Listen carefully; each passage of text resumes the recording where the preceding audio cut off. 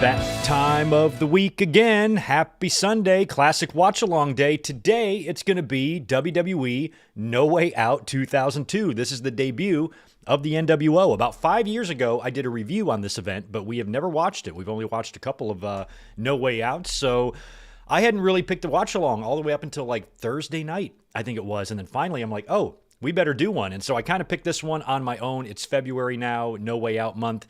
So I thought this would be a good one to do, a fun one to watch, because it was an interesting show from what I remember. I ordered it on pay-per-view because I wanted to see what the hell was going to happen when Hulk Hogan returned to the company after 9 years. And it was memorable. I don't remember too much about it. I don't even remember too much about my review that I did 5 years ago, so this will be nice to watch this one again. And happy No Way Out night. Last night was a blast. Thank you to everyone who was here for our Royal Rumble watch-along and review. It was fun, and we had a blast, so thank you to everyone who was here.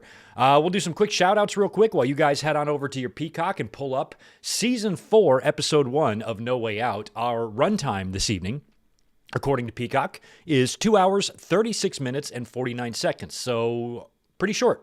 This one won't run too long, and this will be a fun watch-along, I hope, this evening. So you guys go over there, pull up your Peacocks, find No Way Out, get yourselves queued up as I'm reading through some shout-outs, and we will get going on this pay-per-view tonight. And this isn't going to be the end of the live streams either. We're going to be here tonight for tomorrow night for Monday Night Raw as well. So 3 full days of streaming here on the channel in a row, possibly a fourth, as I'm currently not booked for anything to do on Tuesday. So we might be up here doing a video. I don't know. We still got to do a podcast at some point in addition to what we talked about last night on the Royal Rumble review. So anyway, lots going on this week, and we're right smack dab in the middle of it. Good to see VHS Nostalgia in the house. We have Tatanani, Mike Rouse. We got Brandon McNeil, Fox Star Killer, who is going to abstain from super chatting on this one for personal reasons, but I promise I'm here. Dude, no apologies necessary. I just want you here. Super chats are just bonus. If you're here, I'm happy. Trust me. Always happy to see you, Fox Star. Same with Nick Musser. Good to see you. We got George Morris chiming in with the Sunday Token 5. Hey, Greg, how are you doing? How is Tito? How is Elizabeth? NWO in WWE was a failure. How about No Way Out 98, 2000, 03, 07, 08, or St. Valentine's Day Massacre? How have we not done St. Valentine's Day Massacre yet? We haven't done that one? We have not done St. Valentine's Day Massacre. Maybe next week. Maybe next Sunday, Super Bowl. That's a good time to bring that up. 1 week from today. No watch along because it will be Super Bowl Sunday. I'm going to be over at my sister's house watching the Chiefs and the Eagles. But the Sunday after that will be 2 days after Valentine's Day, right? I think the Sunday after that is the 16th, I think. Because I know the 14th is a Friday. So, yeah, maybe we'll do St. Valentine's Day Massacre 2 weeks from tonight. That's a good suggestion. I don't even remember No Way Out 2000. Oh, yes, I do. The Rock beat Kurt Angle. Didn't we watch that one? We might have watched. Anyway, I have to look at our list. But those are all good suggestions, George. Also, somebody brought up Super Brawls. We could definitely do a Super Brawl this month as well. Maybe we'll try to get St. Valentine's Day Massacre and whatever the best Super Brawl you think is. So leave your suggestions in the chat there on which Super Brawls what might be suitable to do before February is over. Also good to see Tony. Good to see Jay Richter back in here as well. JJ Leg in the house and the champ, my BFF, Ryan Adams. He's here. We Are Pro Wrestling might have a couple of questions for you, most likely. We got the Juliet, Rodrigo. Ray Frand is here, as well as Mike Games, version 1, Ryan Dempsey, Victor Colon, and A.B. Johnson being hooked up with a commentaries membership from the Juliet. Thank you so much for doing that, as always. Juliet, you are the best. Angie Law, good to see you. Let me see who else. I don't want to repeat anybody. Mathis, Serge, Edward, Adrian, Alan Carter, Ben Espinoza.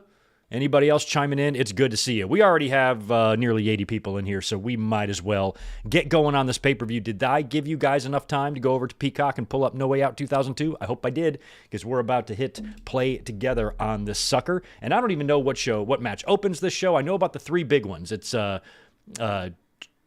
Triple H and Angle and Undertaker and Rock and Austin and Jericho. And I'm pretty sure the Triple H and Angle match is a #1 contenders match for the WrestleMania main event. So I think Triple H had put his Rumble victory on the line, if memory serves. I don't remember why The Rock and Taker are even wrestling on this event.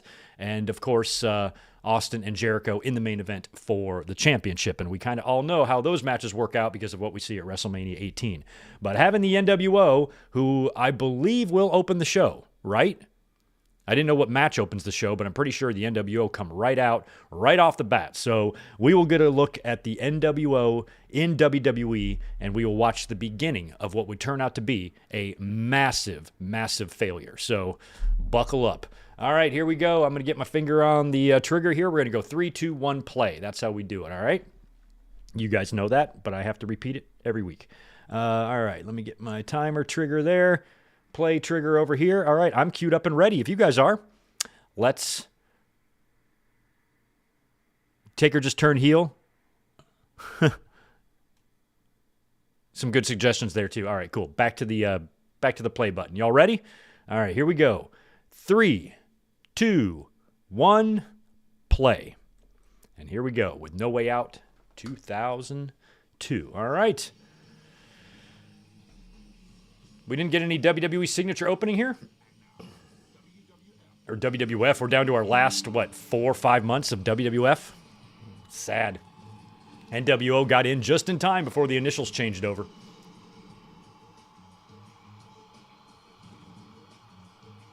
Interesting set for this one. They just have a couple of production trucks, and this is in Milwaukee. This feels like it's dubbed music. There's no way this was the No Way Out theme. No way. There's no way.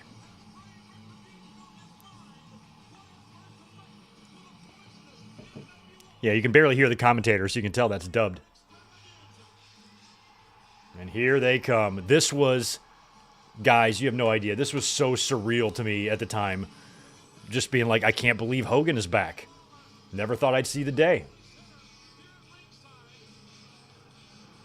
This is in the Bradley Center, right? This is probably where Over the Edge 98 was, right? And here they are. The poison has arrived.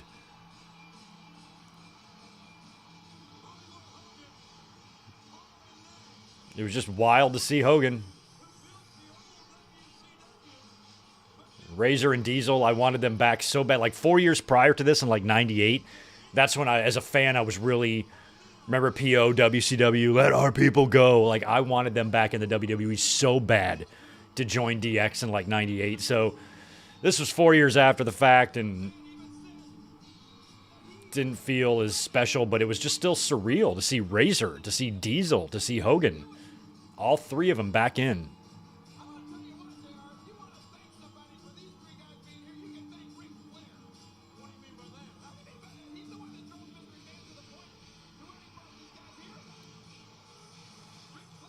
I mean, it was wild. I mean, shit, I'm only 25 years old at this time, so seeing Hogan back in the WWE after growing up with him, you know, and him being gone for really only 9 years, the equivalent of that now would be like Hogan just being gone since 2016. Think about that. 2016 seems like yesterday, but the time span between Hogan leaving WWE and coming back in 2002 felt like 100 years. So just time spans flow differently the older you get. But back in these days, it felt very crazy to see Hogan.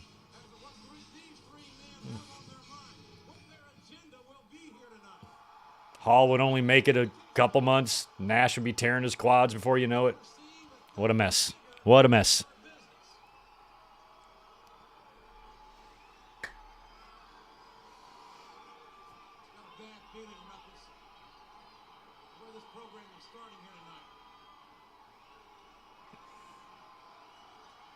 And one thing I noticed right off the bat with this new rendition of the NWO was just how clean they looked, you know?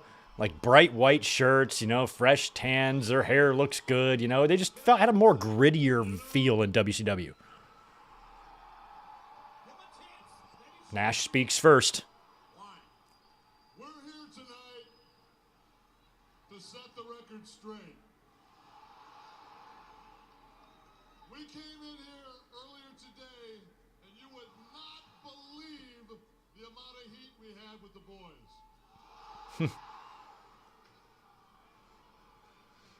I'm sure some didn't want him there. Like, legit. Actually kind of frightening. And for what? I mean, because of some reputation we have? The fact that Hogan didn't speak first is wild. I like Nash's Hilfiger jeans. I mean, in the last couple of weeks, words have been thrown around in association with the NWO like poison, Poison. we've heard that. Cancer. Answer. You know, some people say that we're self-serving.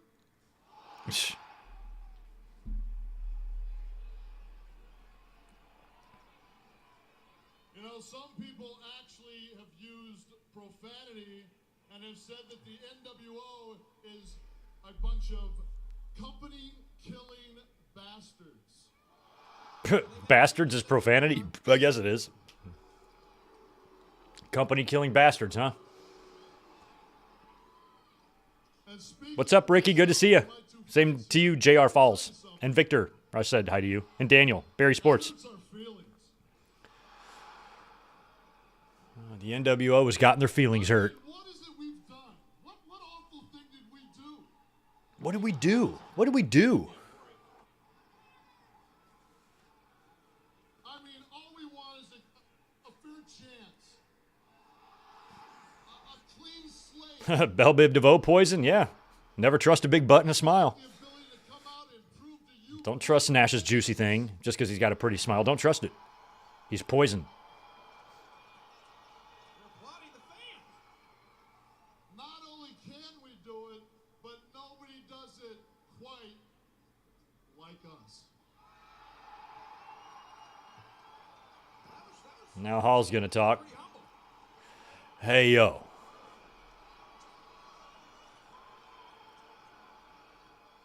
Hey, yo. The hey, yo is over even in 2002. We're not the bad guys. We're not the bad. You're the bad guy. Heck, we're a bunch of marks. We're fans. We just want the opportunity to work with some of the great WWF superstars.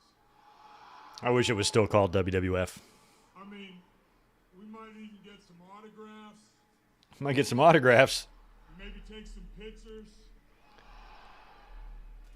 If we're lucky, we might even get to drink some beer with the boys. Not you.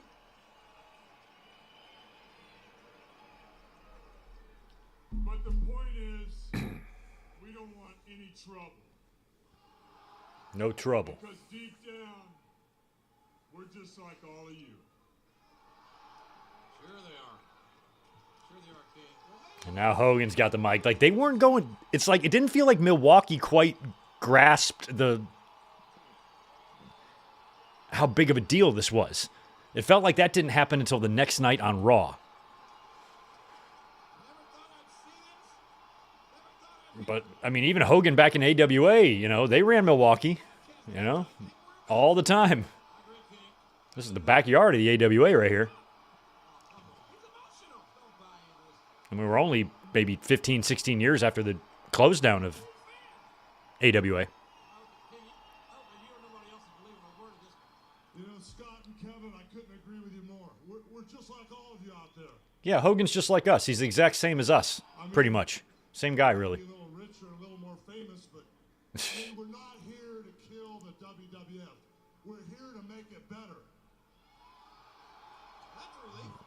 All we want to do is give the WWF fans exactly what they want. And all we want from you is a chance. It's just weird that they're out here in their NWO stuff being like, give us a chance. You out there and all of the boys in the back, if we get our chance, that remains to be seen. But I can tell you one thing right now. In all sincerity, there's one man who gave the NWO a chance. Yeah, and who's that? Vince McMahon. Vince McMahon, of course. Big applause for Vince. And right now, I'd like to thank Vince McMahon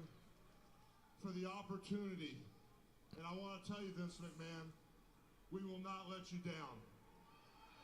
Hall, I believe, at this point wasn't drinking, but by the time he got fired after the plane ride from hell, he was drinking, as far as I know. So his sobriety was short-lived until he cleaned up for real. Yeah. And last of all, God bless America. Thank you for the chance. God bless America.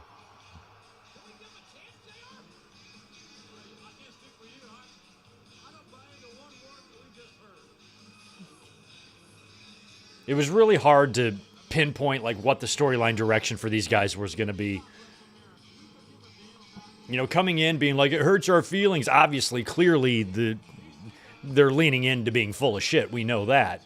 But like when you've got a locker, I mean, it's not like WCW. I mean, there's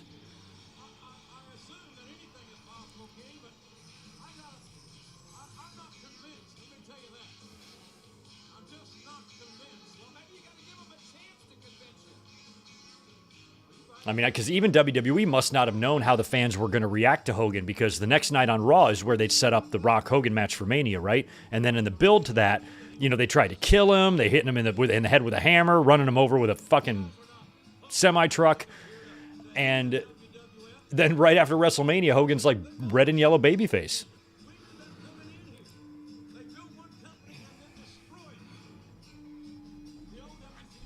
The old WCW. Lawler had just walked out of the company 1 year earlier and almost went to WCW, which was crazy. The Bradley Center.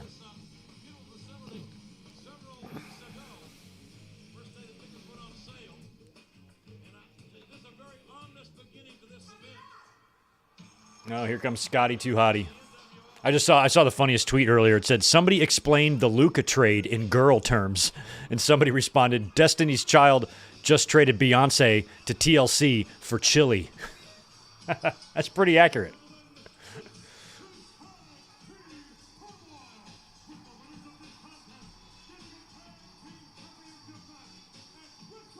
Okay. Tag team turmoil. And the winners get a tag team championship shot at WrestleMania, so they haven't set up TLC yet. That must begin here. So I'm guessing, I don't even know who the champs are. All right, so it's tag team turmoil. This somehow leads to the three-way ladder match at Mania. Oh, wait, no, I'm wrong year. I'm thinking it's 2001. Never mind, because Christian's coming out by himself. So what the hell was the tag match at WrestleMania? I don't even remember. I have no idea what the tag match at WrestleMania 18 was. No idea. So Christian and Lance Storm are together now.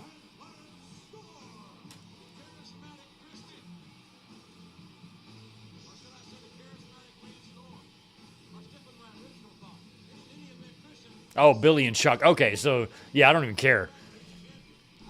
I have no recollection of what the tag team championship match at WrestleMania 18 was. No idea. I didn't really love WrestleMania 18. I mean, I like Rock and Hogan. That was good. But just an okay pay-per-view from what I remember.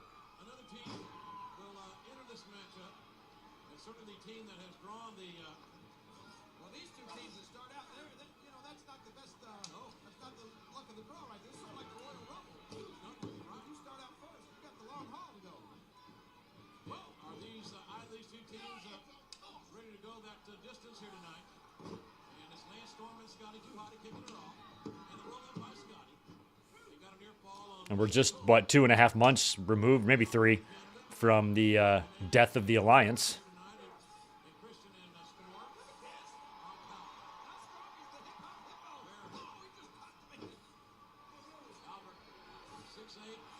Jeez.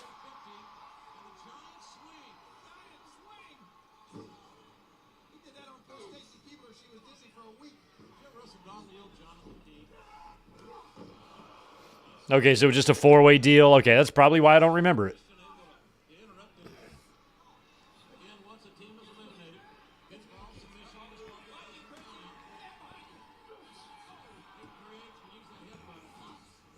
I slept funny on my shoulder. It is killing me today. Ugh. wow. So this is kind of like, do teams join or is this gauntlet?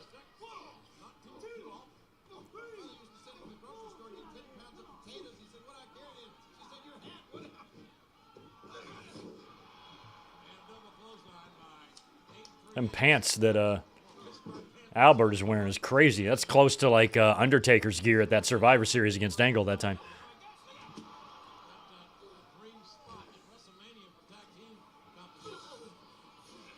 Oh.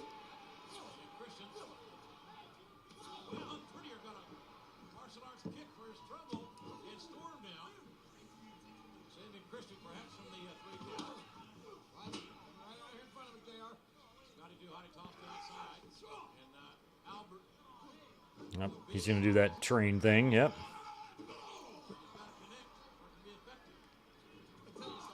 Wow, jeez. Wow.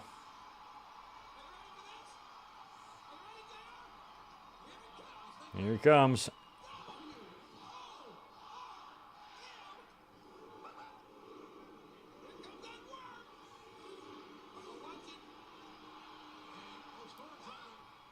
Jesus. There we go. Turn him around. Unprettier. That's going to send the next team out.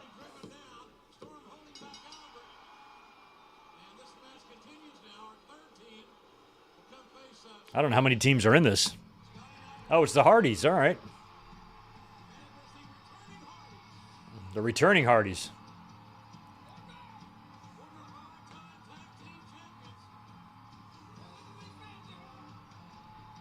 Didn't they try to break them up, right? This is right after they attempted the first breakup of the Hardys, right? It didn't stick.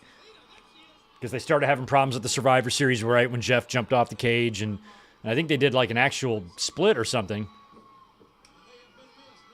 But it felt like it was just dropped for whatever reason.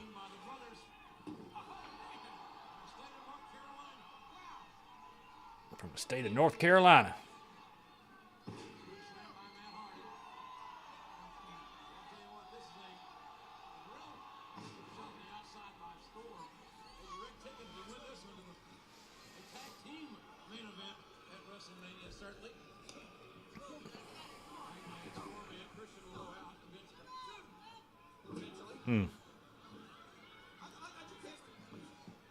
Rodrigo, can I do the worm only if I'm at a bar and there's like 100 people watching? Then I'll do it on the bar.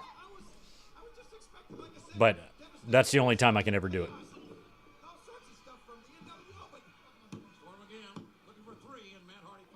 I definitely can't do the worm. I would not be able to not smack my face on the ground. I wouldn't even want to attempt the worm to learn how to do it because I'd be so worried I would smack my face on the ground.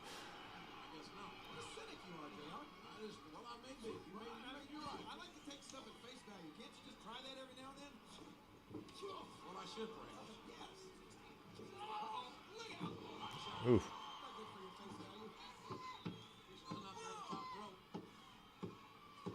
Very young Brian Hebner in there.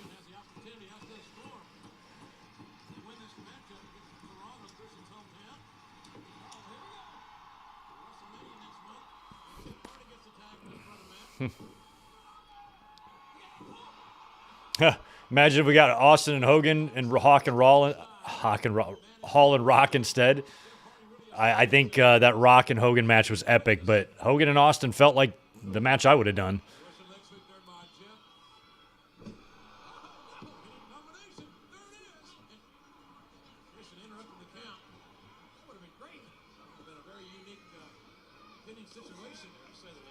Yeah, the Grammys are on tonight, right? I don't give a shit about the Grammys.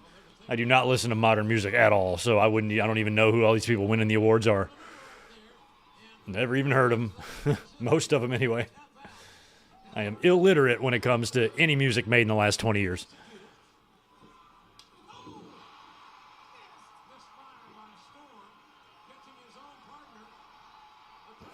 Plus, wait till it's such an old person thing to say. Oh, here comes Jeff with the Swanton and Lance Storm. That's going to be it. It's such an old person thing to say, but I really feel like every song sounds the same to me now. especially like a hip hop type of song or something. Like back in my day, I loved the hip hop music of my era, but now it's just like I can't describe it because I don't know anything about it. But it really feels like every, like when women's wrestlers will post TikTok videos of them dancing and there's background music. All of those songs, whatever they are, all of them sound exactly the same to me.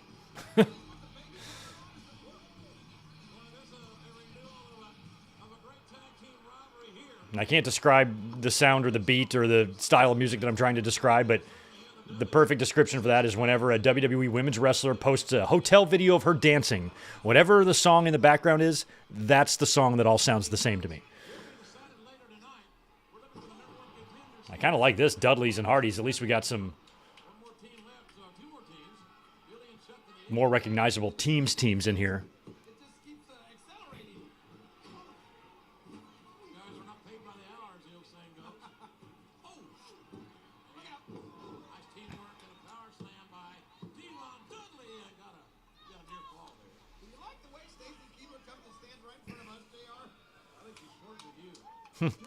We got Stacy and Alita backing up their teams out there. That's not bad. Stacy with the Dudleys, I think, was my favorite. Stacy. She fit so well with them. The shorts and the glasses and all that looked so good on her. Mumble rap. Maybe that's it. I can't describe it because I'm not anti-rap. I like rap. I like hip-hop. I like rock. I like lots of stuff. It's just today, just whatever they're, especially the actual rapping part, I'm just a dork. Don't listen to me. Okay, boomer. Everything sounds the same. Yeah. It's like, I know what I'm saying isn't true. I know that it's not true, but it's the way it comes off to me. I'm like, why does every song sound like that?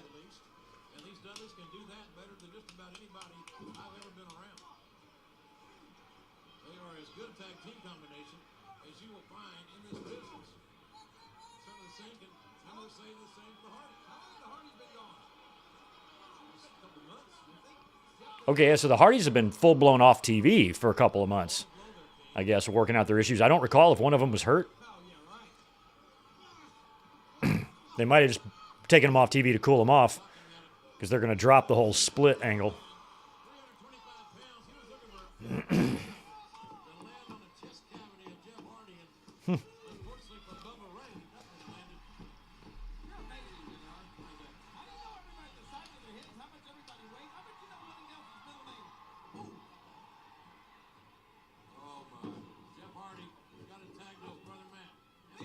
Oof.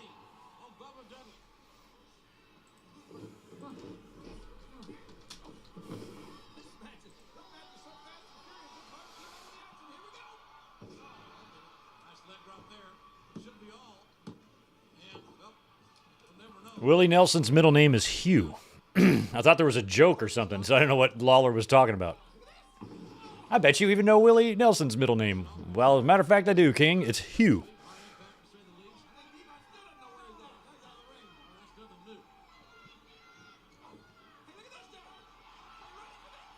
Oh, wow. There's Stacy. Oh, here comes Lita. Oh, spear to Stacy. Fans are still loving this in 2002. That's a pretty good spear, though, by Lita to Stacy. Oh, no. Bubba has always had that obsession with Lita. Bubba bomb. Oh, Lita's going to head scissors Bubba here. Yep. Wow, that looks so good. Perfectly done. Perfectly executed by Lita. Perfectly sold by Bubba. And I don't even like Bubba, but I got to give him props on that. Oh.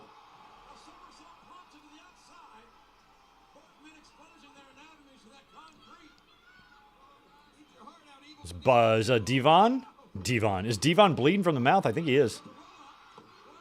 And the Hardys pinned the Dudleys. Oh, we got another big trade. Well, we had the Luka trade over to L.A. here, so that's kind of game-changing. I don't follow crazy NBA anymore, but I know that he's pretty good. I get him confused with the, what was it, the white guy from Denver, big guy. He's another real good one, right?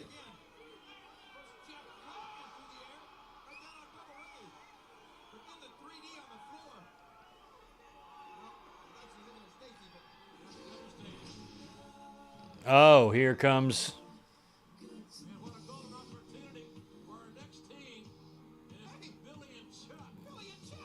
Do Billy and Chuck win the titles or something between now and WrestleMania?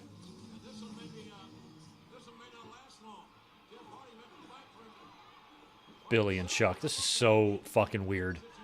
Remember when they went like on the Today Show?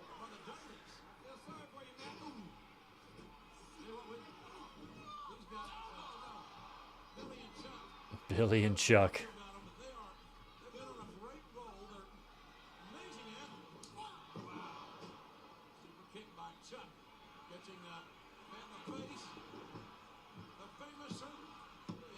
Wow.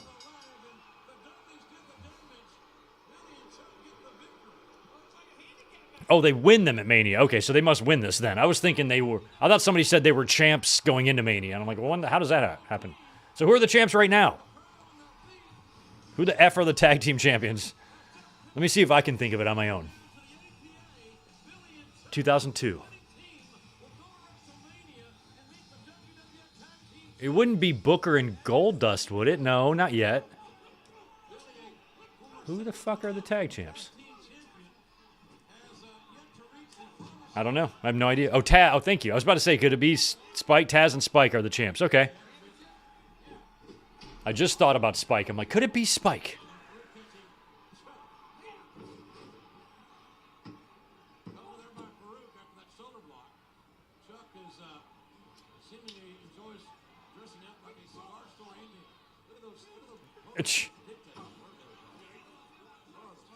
Did JR just call Chuck Palumbo a cigar store Indian? I believe he did. Why don't you go pick up a cigar store Indian statue and deliver it to your friend Elaine while she's having dinner with her Native American friend? That might be nice, too, to do, JR.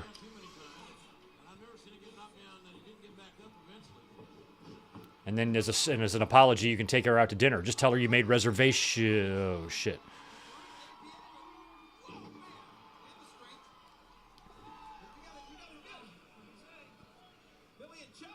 Yeah. Nikola Jokic, and they have the similar names. So, like, since I only have, like, an eyeball on the NBA, some of them big fellers with the funny names, I get them confused.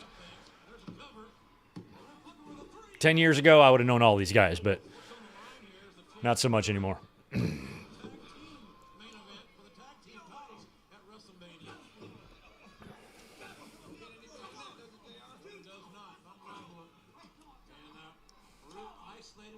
The one trade that still hurts me was Chauncey for Allen Iverson. I really hated to see that Pistons team come to an end.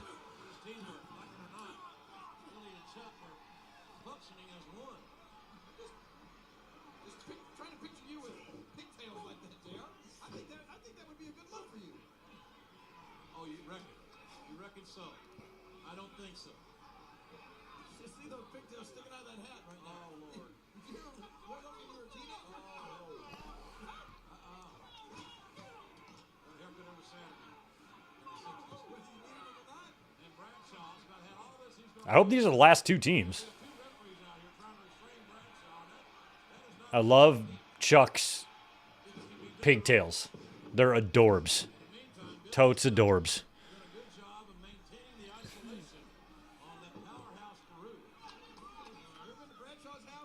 Oh, you were at the SmackDown where Billy and Chuck got married? That's awesome. That's the one where like Bischoff pulled off the thing and stuff? That's great. I was in the audience for This Is Your Life. That's the biggest non-wrestling segment I've ever been a part of. I was at This Is Your Life and the birth of the Kiss My Ass Club when Regal kissed Vince. I was there too. So I've seen some big segments, but I've never been to a wedding, a wrestling wedding. I would love to be in attendance for a wrestling wedding. That would be very cool. But of all of the ones that they've done, I've never been in person for one.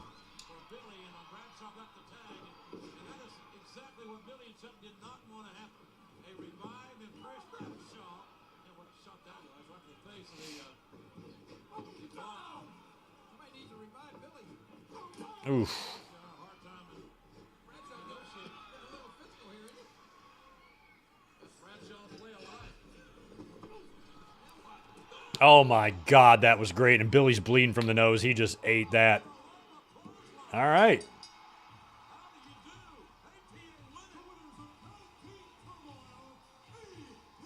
So they're going to be technically the #1 contenders, but something's going to happen where they're just going to add a bunch of teams.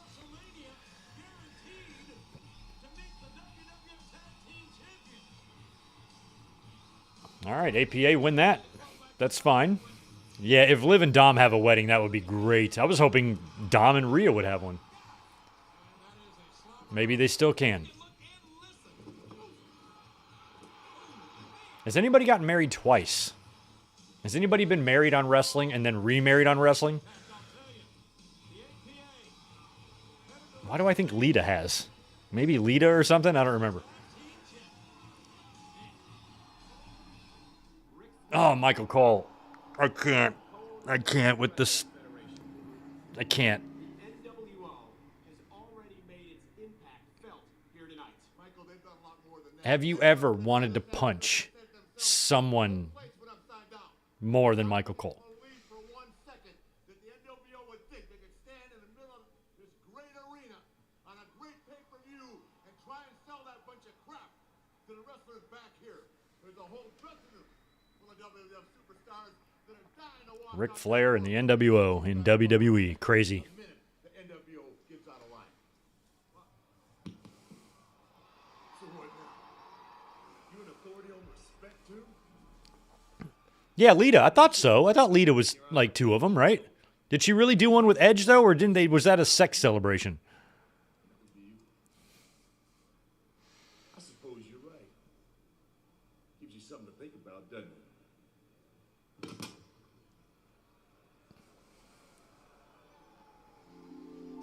Okay, here comes Goldust. Nick Musser. Yo, props, man. You've lost 50 pounds since June. That is incredible. Been walking a lot. That is 104 miles last month alone. That is great news, man. Fucking great news. That's impressive, too. 50 pounds. My God. I'm sure that's noticeable in how you feel and look and walk. Exercise is important. I put on like 4 to 7 miles a night at work, which is really good.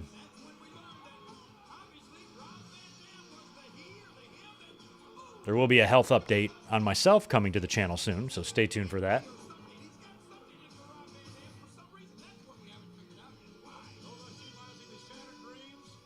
I was happy to see Goldust back in 2000. That Rumble 02 was fun because Perfect came back, Goldust came back.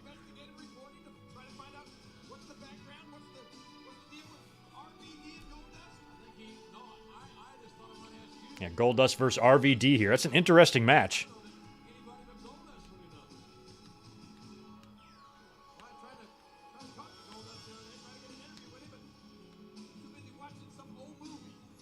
Too busy watching some old movie.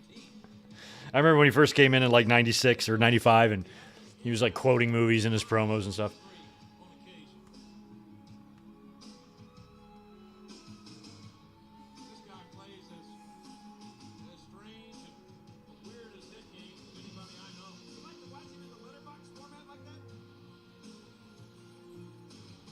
Oh, yeah, I forgot about Stephanie. She had a bunch of weddings. Her and Triple H's Vegas wedding, plus the aborted wedding to Test, and one to Triple H. That's right. Stephanie was in a wedding dress, what, 3 times at least? Crazy. RVD still got the first theme.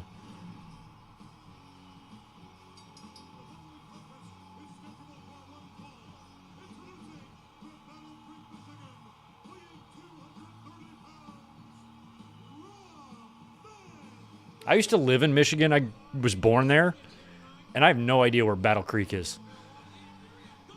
Geographically, I don't know.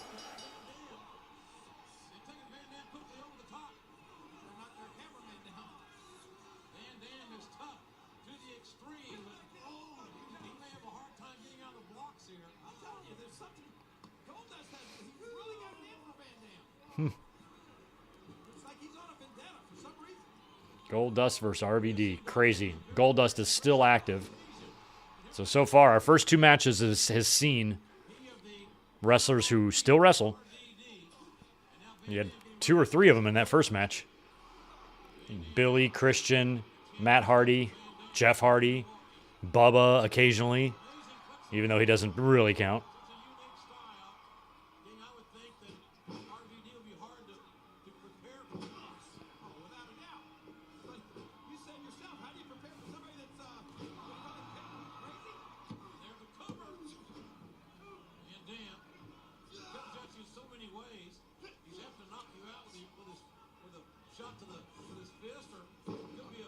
Goldust bails out.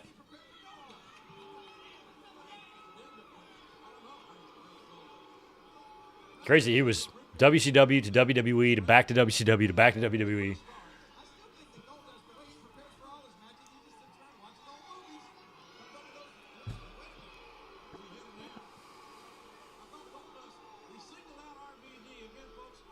Okay, it's west of Detroit. It's over Lake Michigan side. Okay.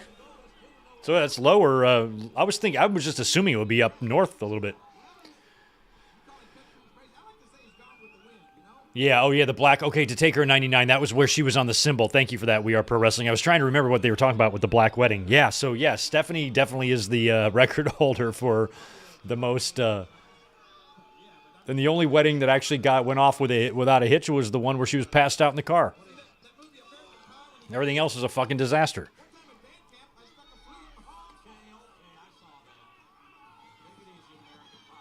Oh my God, Lawler's out here quoting American Pie, Part 2, or Part 1. You saw American Pie? It's 2002. It's probably the second one was already out by now.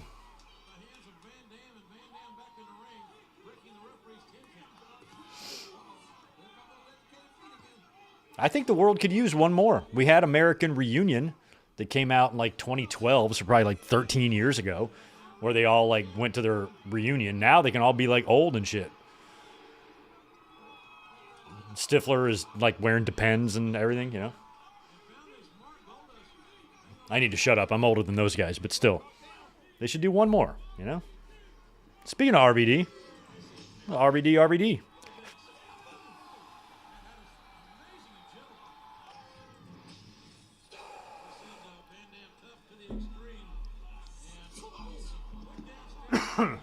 Trying to reduce the green gimmick. Just doing a little one of these instead.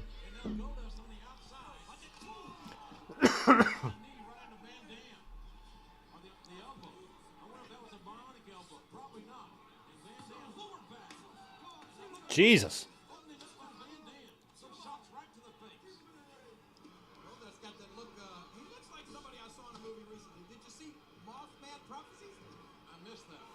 You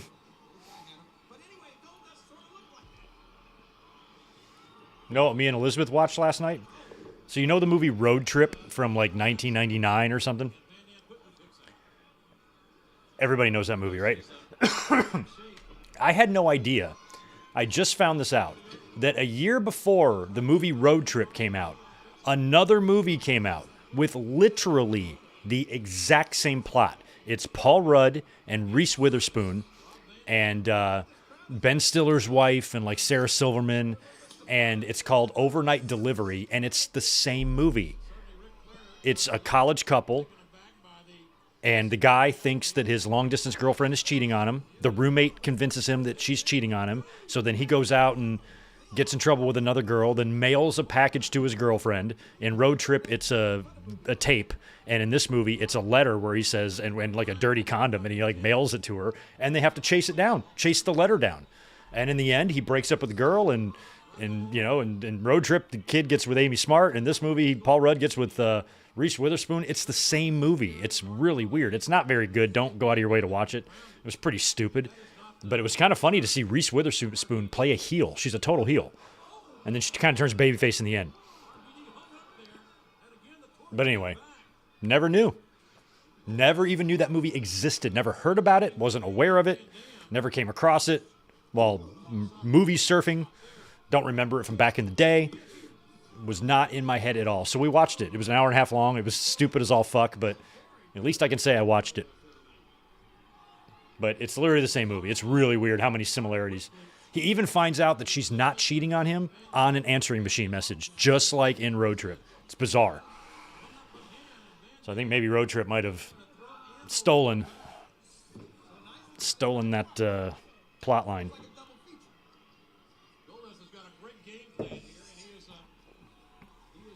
Austin, Massachusetts. Road Trip is by far the better movie. Austin, Massachusetts? You mean Boston, Massachusetts? Yeah, the University of Boston in Massachusetts.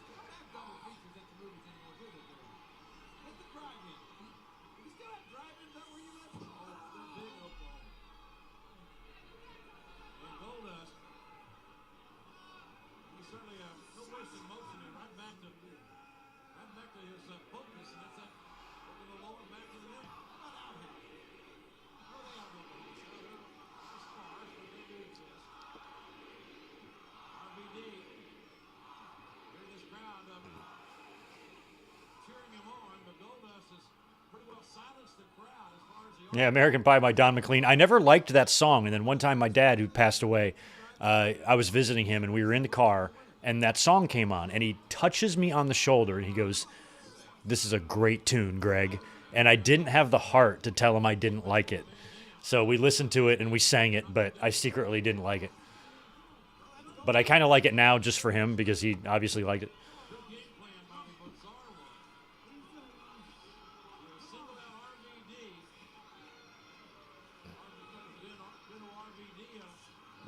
Oh, there you go. God, fucking RVD's so quick the way he spun around to get those knees up.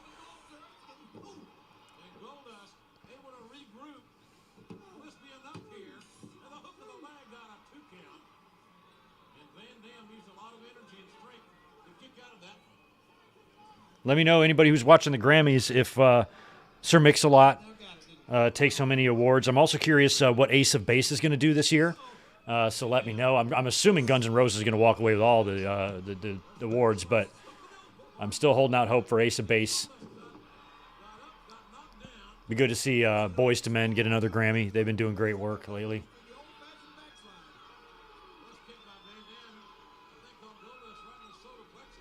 And I've just discovered this new band. They're called Hootie and the Sunfish or something. They're really black lead singer, crazy, but they're pretty good. Let her cry.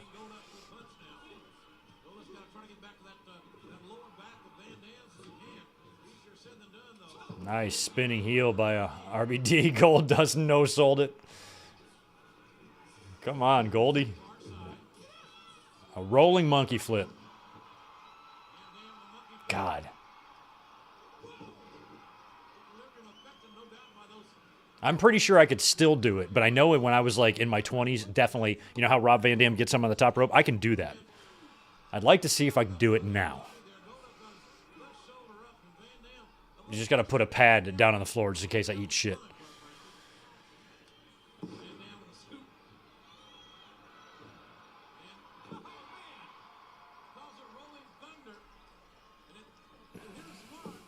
Angie, I did see that on Twitter. Kanye's naked girlfriend. Okay.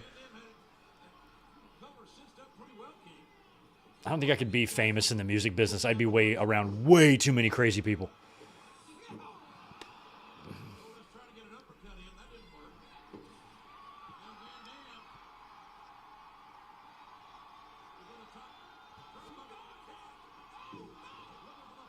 Missed the 5-starry. I'm not going to allow Goldust to win this match. I refuse. I'm vetoing it. Even if Goldust wins here, we're going to strike it from the record and pretend we never saw it.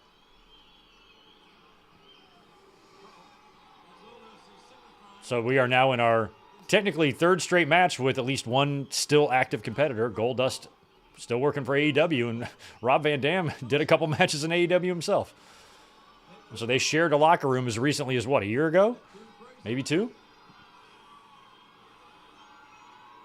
I guess the Schultz not super old, but 23 years is old, man.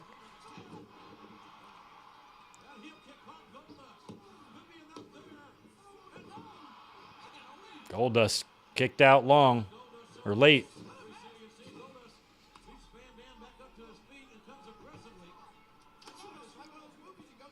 Yeah, I would think that too. I mean, if you're Kanye's girlfriend, you can't assume that she's doing this voluntarily. So if he's got some girl naked out there in the red carpet, they want to make sure that she's cool with being naked.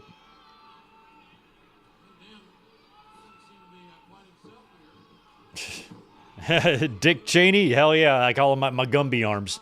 I am your designated shelf reacher. You need something off the shelf, I got you, man. It's the only reason why I could dunk a basketball in high school is because I had long arms. I could jump decently, but it's my arms that was getting it done, not my legs. Picking up for win for RVD. Yeah, I think Jericho will go into the Hall of Fame. Yeah, absolutely.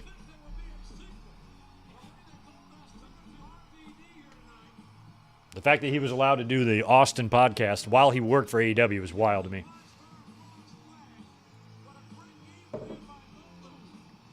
I remember when they revealed that. I'm like, holy shit, that's crazy.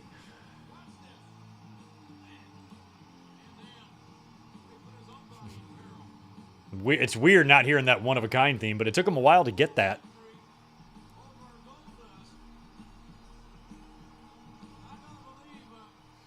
My wingspan is probably my height, which is about 6'1". Never measured it, though. I don't even think I had it measured in high school.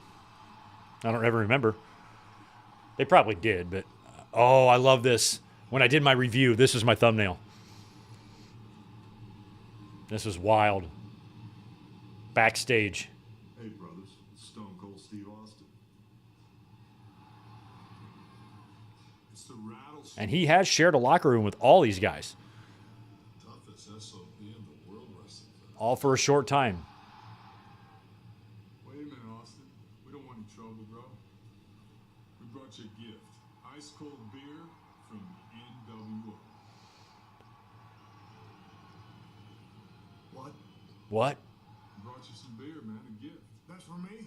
Just for me? A six-pack of real American beer? I ain't thirsty. You want to save it for later? All right. Enjoy it, Steve. Thank you for buying me a six-pack. Cost you $9. Or actually, that's Budweiser. $5.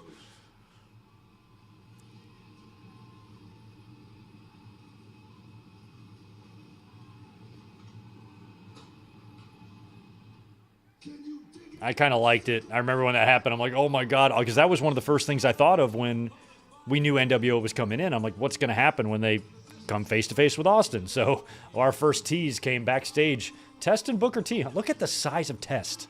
Jesus Christ, man. Look how tanned he is. He's darker than Booker T. And that's hard to do.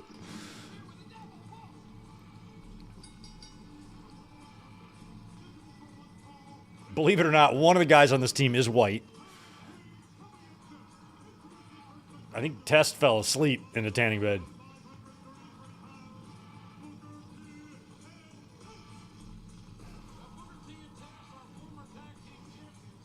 How much would I don't know. I've never bought Budweiser in my life. A six-pack of Budweiser now?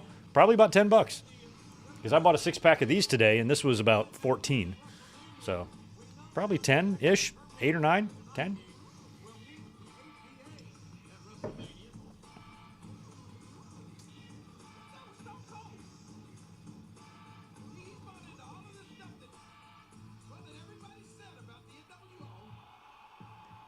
Oh, cool. This is Test and Booker against the tag champs. All right. All right. Or is this our first match without somebody who's active? Is Booker T, does he qualify as active still? Technically, probably no. But if I think he had to get in there and do a spinneroonie, he could. What an interesting tag team. Spike Dudley, how many championships did he win in WWE? At least a tag. He definitely won the hardcore, right? He had to have. I don't remember him winning the hardcore, but I feel like it would be impossible for him not to win the hardcore. And he probably didn't win the European, or he might have. So how many championships We Are Pro Wrestling has Spike Dudley won in the WWE? I'd go probably 2 to 3.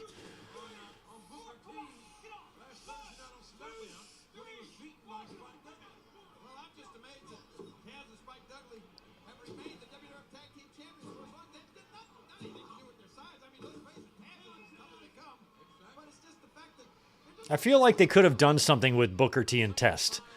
Book, Test, something with a school. They could call them the professors or something. I don't know. You got to read the book, then you got to take the test. You know, that could be their catchphrase. I don't know. Something like that. You sit around and talk about it for 30 minutes, you can probably come up with something decent. Takes you a long ways. If you got the gold, you can say a lot of things. Oh, well, that signifies that you are the best. Taz's music was dubbed over? It sounded like his theme to me. I wasn't paying attention, though. That wasn't Taz's theme? Dun, dun. Why would they dub that over? Face of Test, who was looking to powerbomb little Spike, who weighs 150 pounds, they say, soaking wet. Shot by Taz. Hey, that would have been at least a 5 or 6 count. What album would we have gotten Taz's theme on? Would that have been Pi? It's probably Pi. I don't think it was on WWF Part 4. Because I think that came out in 99. It was probably Pi. Probably came out on Pi. And that's when I checked out. I was all about Full Metal, Volume 2, Volume 3, even Volume 4. But by the time we got to Pi, I'm like, I'm out. I'm done with the wrestling CDs. They're stupid.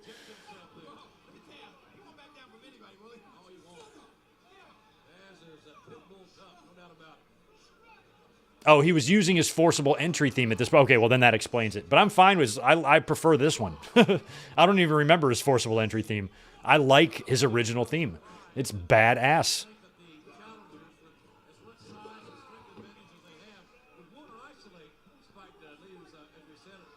And the way Taz started wrestling in, like, the mechanic's outfit, like, is he here to wrestle or change my oil?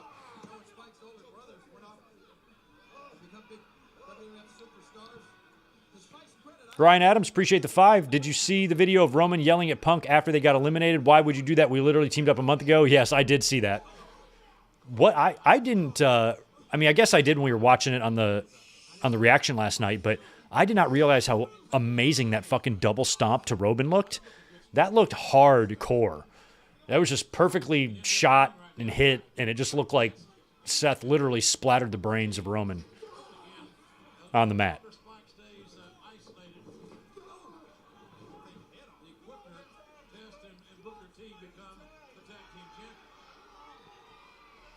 Oh, yeah, they could have just called him Harlem Heat 2002. Could Test pretend he's from Harlem? He doesn't seem like someone that grew up in Harlem. Spike a little bit lightly right now. I think he feels he's got the upper hand, but that should bring it back to reality.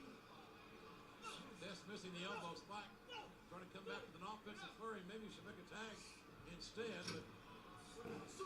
Oof. Test the first dead guy. Oof. Well, I guess Scott Hall, he was out earlier.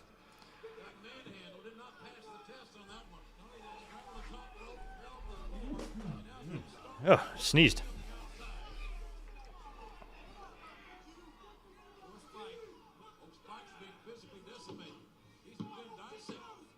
Oh, I thought it was over. Spike grabbed the ropes.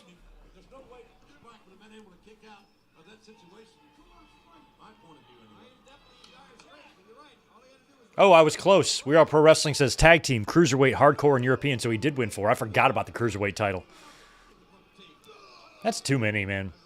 How in the hell has Spike Dudley...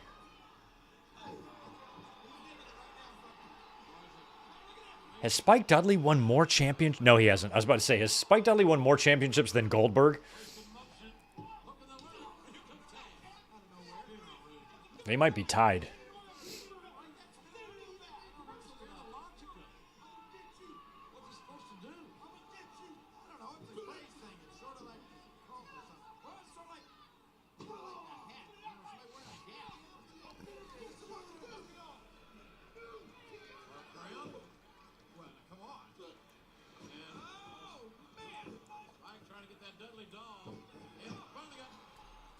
Zane G, what's up, buddy?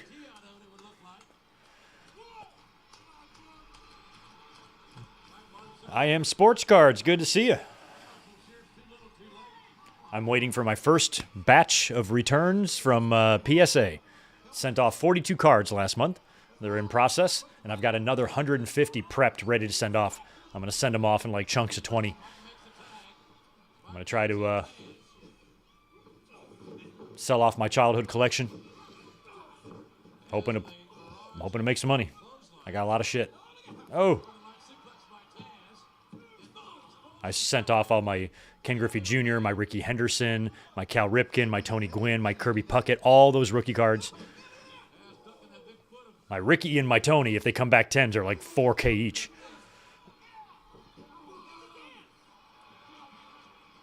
I was about to say Booker got eliminated. My mind is still on the Rumble last night.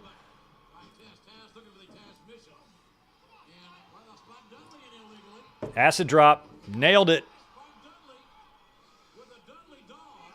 Or the Dudley Dog, excuse me.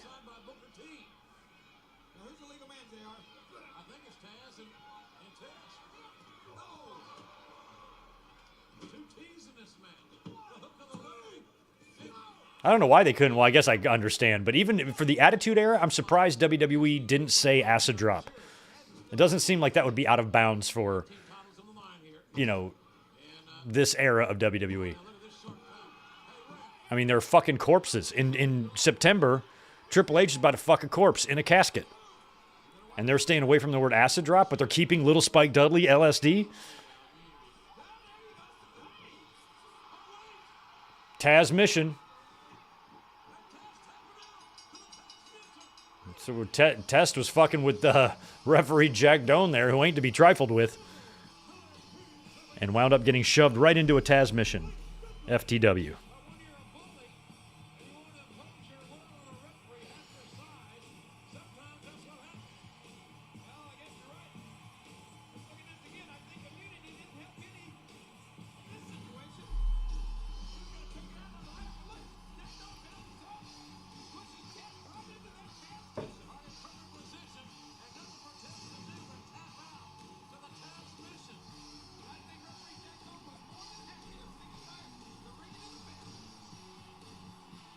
Yeah, I guess I can kind of tell. You can, if you listen really hard, you can tell when music is dubbed. I can definitely tell on that one. And here's The Rock. Looks like he's wearing nothing but a t-shirt and he's naked under there. Fucking Winnie the Pooh out here. The question for you is, how is your physical condition? How is The Rock's physical condition? How is The Rock's physical condition? Coach, you asked The Rock. It was just 10 days ago. Mike Rouse, Netflix is not going to have the PPV library. Netflix signed a deal with Raw, not with all of WWE. So pay-per-views are going to be on Peacock until that deal is over. Undertaker, you have no idea what it's like when The Rock disrespects you. You have no idea what it's like to be disrespected by The Rock. You see Undertaker for 10 days straight. 10 days straight. Not one, not two, 7, 8, 9. 10 days straight. The Rock sat at home and thought about one thing only. The Rock wasn't thinking about respect. The Rock wasn't thinking about his injured neck. The Rock was thinking about coming here and whooping your candy ass all over Milwaukee. Yeah, so Undertaker would have gone heel like at the end of 01 or early 02. Because I remember when he kind of did it in the match or in the ring with JR. Like in an interview. And then all of a sudden he just went heel. Cut his hair. Became booger red. Undertaker, tonight, you are exactly what you say you are. Dead man. Walking. Yes, what The Rock is. Taker's theme at this time probably switched over to Roland by now. You think you know me, Oh, but that's so funny that they're keeping Edge's Rob Zombie, but not Taz's forcible entry. It's so bizarre. It's so arbitrary, isn't it?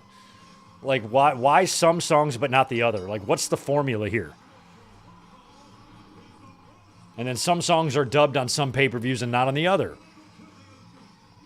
Like, just pay some people to go through and clean all this up.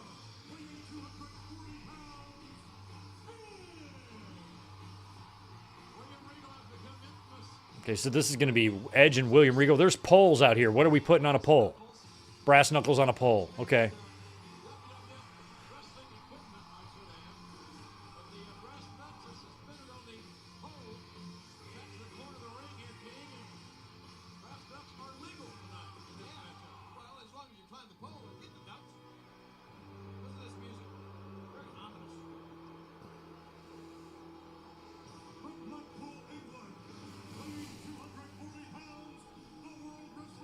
Wave to me, Regal.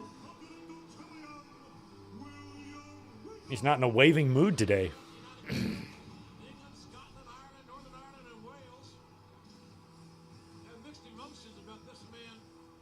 Yeah, because wouldn't Regal go on to like drop the IC title at 2 straight WrestleManias?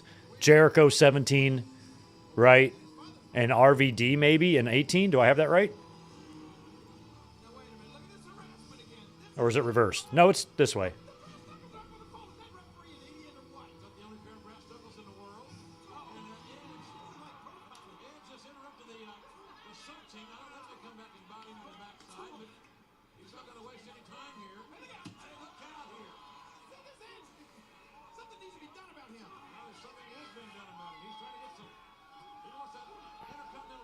It's crazy. The job I had back in North Carolina that I was at for over 10 years, I had just started around this time. I wasn't there very long. I would wind up being there for nearly a decade.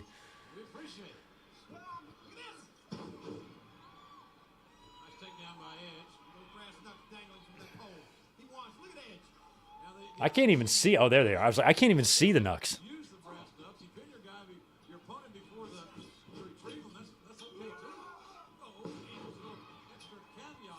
Now we're going to hear the Knucks banging on the side of the pole there. The Festivus pole.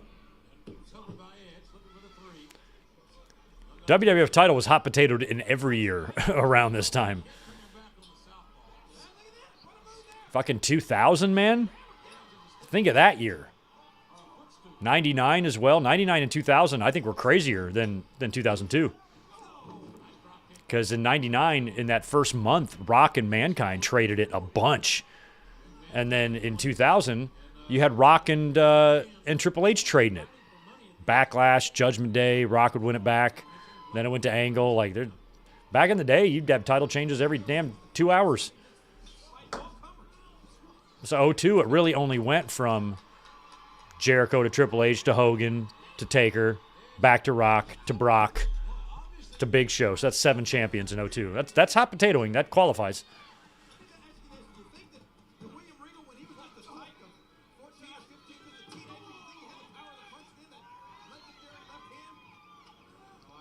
'02 is probably different because they were all different champions. In 2000 and 99, it was the same guys trading it back and forth. But I think '02 would have had 7 different champions. That is crazy.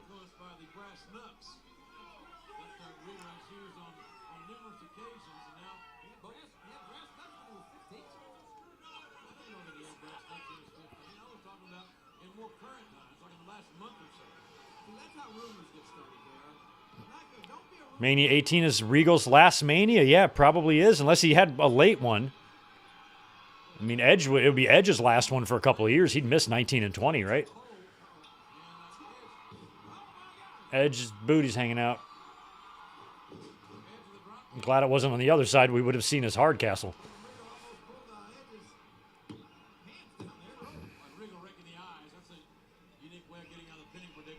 Billy Sellers, good to see you, man. Hello from NC. What part of NC? I used to live there myself.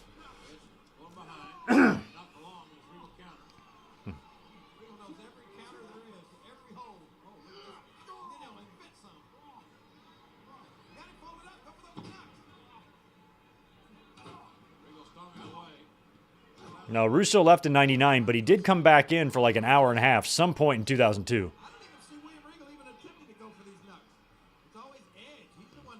He came in, he ate all the steak and catering, and then left. He was fired.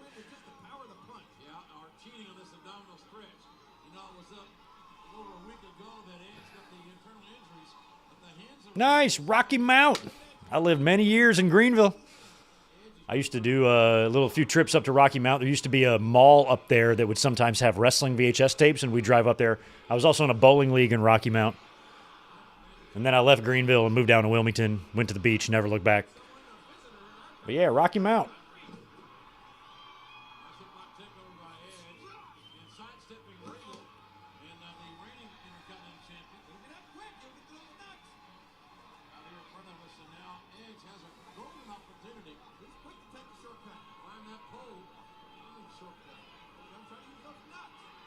Nice. San Diego Comic-Con this summer. Right on. Maybe we can try to do a meetup. If there's some people in town for Comic-Con, we could maybe try to do a meetup. That might be fun.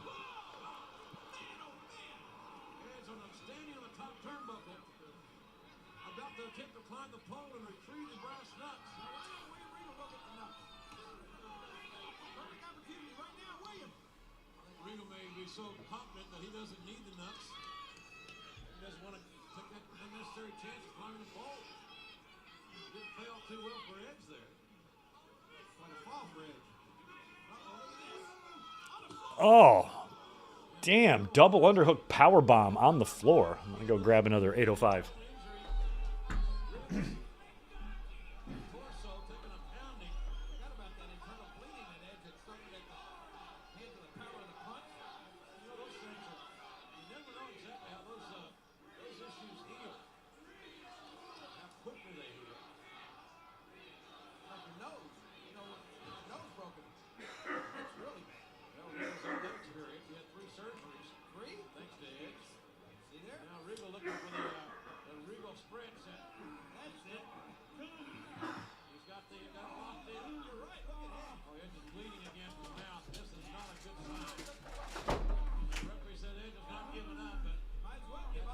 Sorry about that. Ooh, Edge is busted open bad. And oh, is that his mouth or nose? Mouth.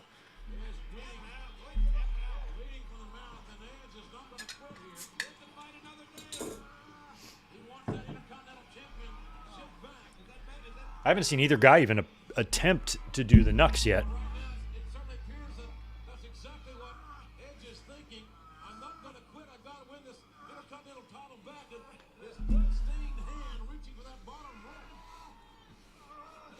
Michael, you can probably look it up. Just look up the dates.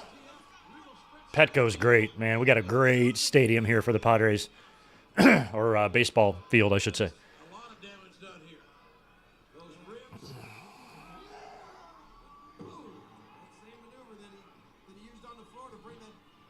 Jarring the ribs and lungs. Cover and a near fall. Kick out. I don't like the internal bleeding is a serious issue. What about this? This is going to get serious right now. It sure is. There's nobody to stop him. They're climbing to the top. I'm about to say, even if you grab them, there's no guarantee that you'll use them. You could just get disarmed. Regal, he saw how Regal landed there. And unless he's wearing a sanctioned cup.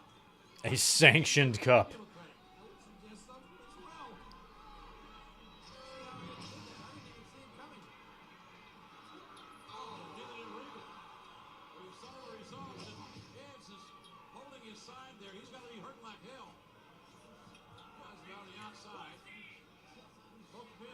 Oh, God. Is he going to pile drive him on the apron? Oh, no, another.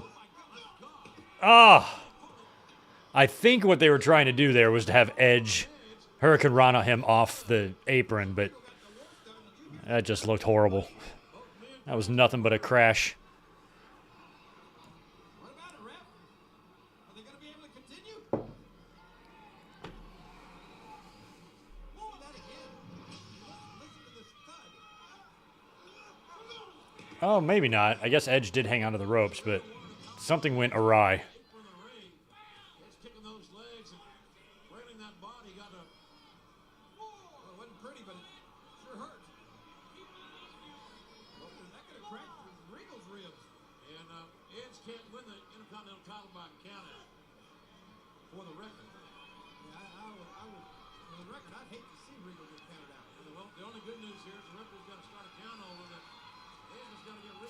Oh, you know what's crazy is I never watched The Simpsons. It came out when I was 12. I'm 47. And I somehow just never watch it. I've seen a couple of bits, and it's funny as shit. I don't know it. I don't know its history. Maybe I'll just start watching it. I got a million fucking seasons to get through. I'm going to need a new show soon. Elizabeth and I are down to our last 7 episodes of House. We got through the whole thing. So we're about to wrap that one up. Regal's got the knucks. Oh, God. Knucks are gone. And just like that, that's what I said earlier. If you pull off the knucks, it doesn't matter because you can just gain possession of the knucks. It's not like you can't get to them.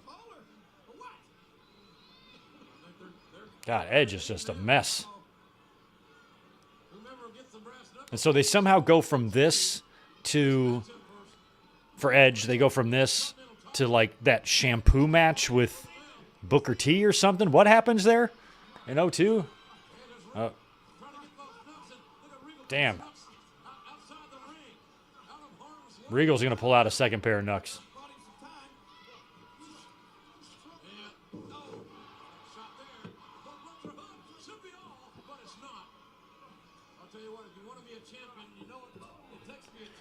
Oh, it is streaming on Disney Plus. I don't have Disney Plus. There's nothing on Disney Plus I would think I would need, but if it's got shit like Simpsons, I have everything else though. I got too much shit. I have Netflix and Max. I got Amazon Prime. I've got my own cable streaming app as well. Peacock I have. YouTube Premium I have.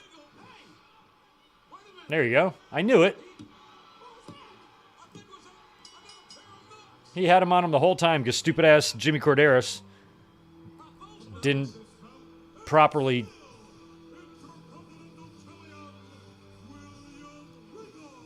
check the ball and taint area of Regal to locate those knucks. He might have suitcased him. Maybe the knucks weren't in his gear because they were where the sun don't shine.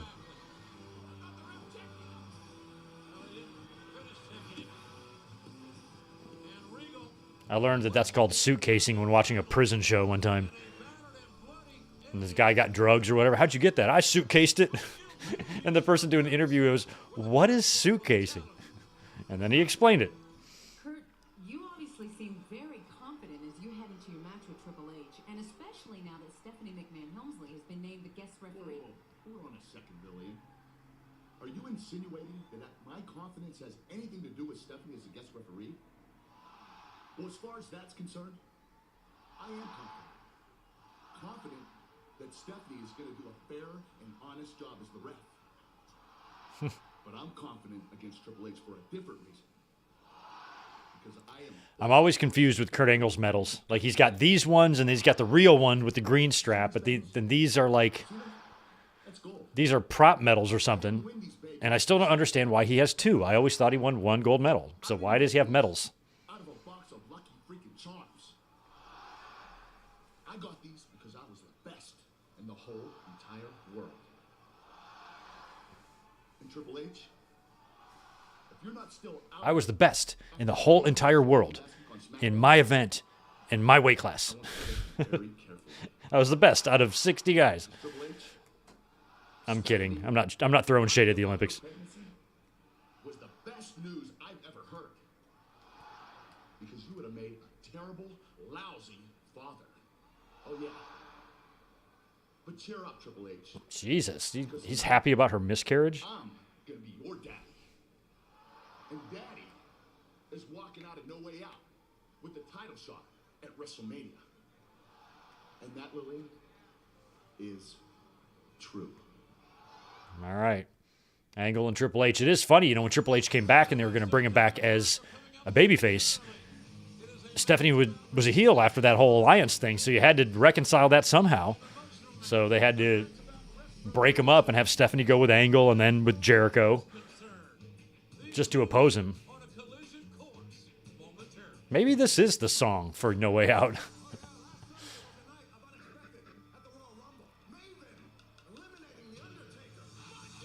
Oh, yeah, Maven. Was Rock in the Rumble? No, he wasn't in the Rumble, so it's none of his business. But he sees fit to tell the whole world who eliminated the Undertaker. You see, everything's a big joke to The Rock. Everything's a big The Rock wasn't in the Rumble in 02? Or maybe he just wasn't in the Rumble at that moment.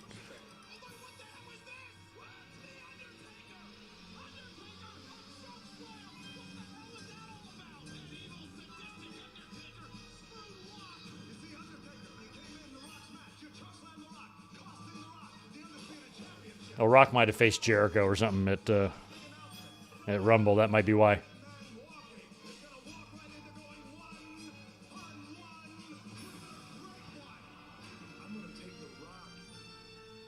Yeah, he's still dorky Kurt here. You're right, Shell Shock. And then as we would progress into 02, the hair would come off and he'd be a lot more deadly, you know, feeling.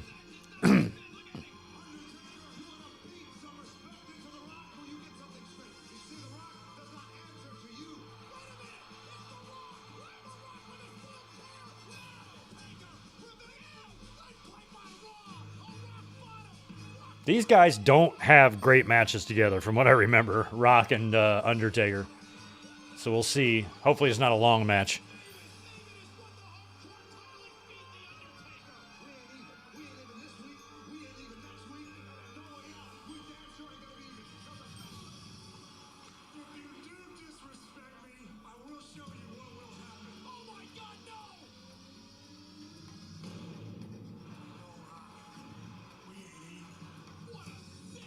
So then Taker's going to move into his feud with Ric Flair, and Rock's going to move into his feud with Hulk Hogan. That's wild.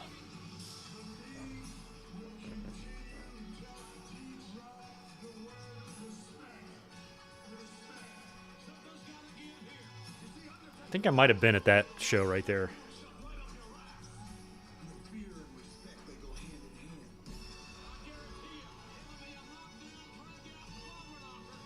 Knockdown, drag out, slobber knocker. The only kind there is.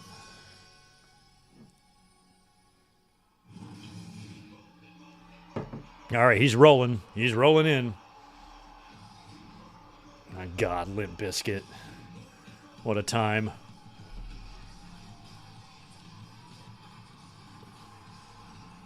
If anybody hasn't done the little thumbs up smash there for me, knock that out would be great.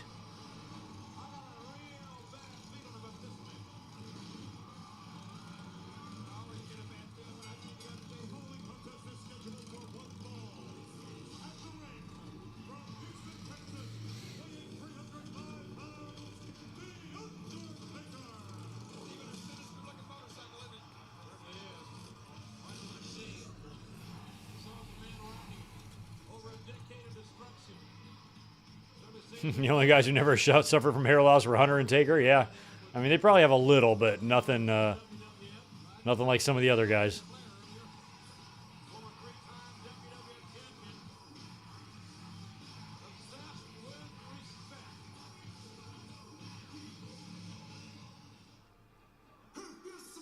Jeff Hardy's kept most of his hair. Rock is sprinting.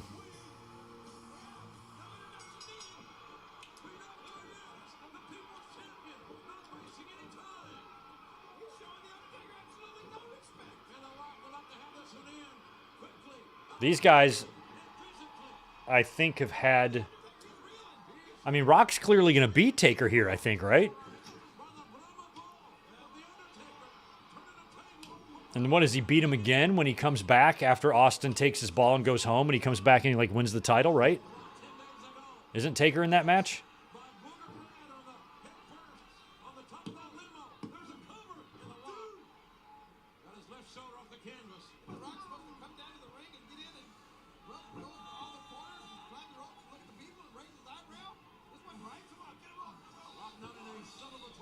I do miss being 25 years old and watching this at this time. Actually, I miss more the earlier years. I really miss 97 to 2001. That 4-year span is probably the most fun I've ever had, like going to wrestling shows and stuff. I crammed so much stuff into those 4 years.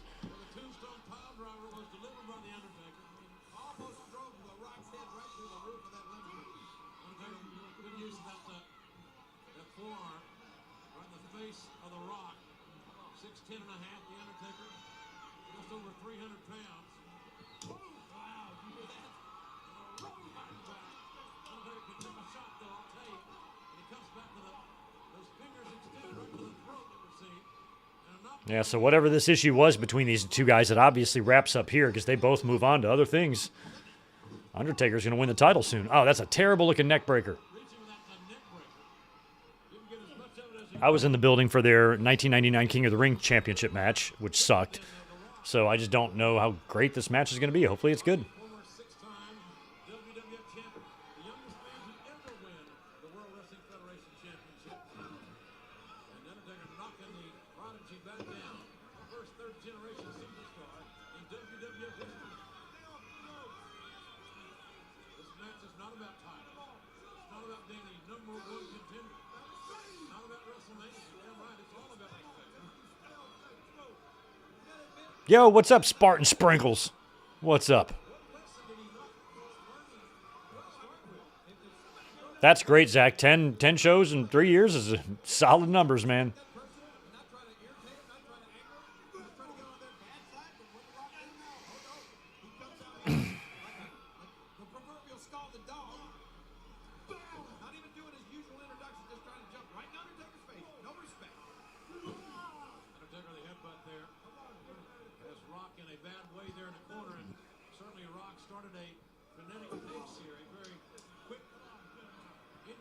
Offensive pace, but the Undertaker has slowed down to a sadistically methodical one. And the Rock fighting on that one. Here comes the Rock. Lands a smackdown. Sidewalk slam.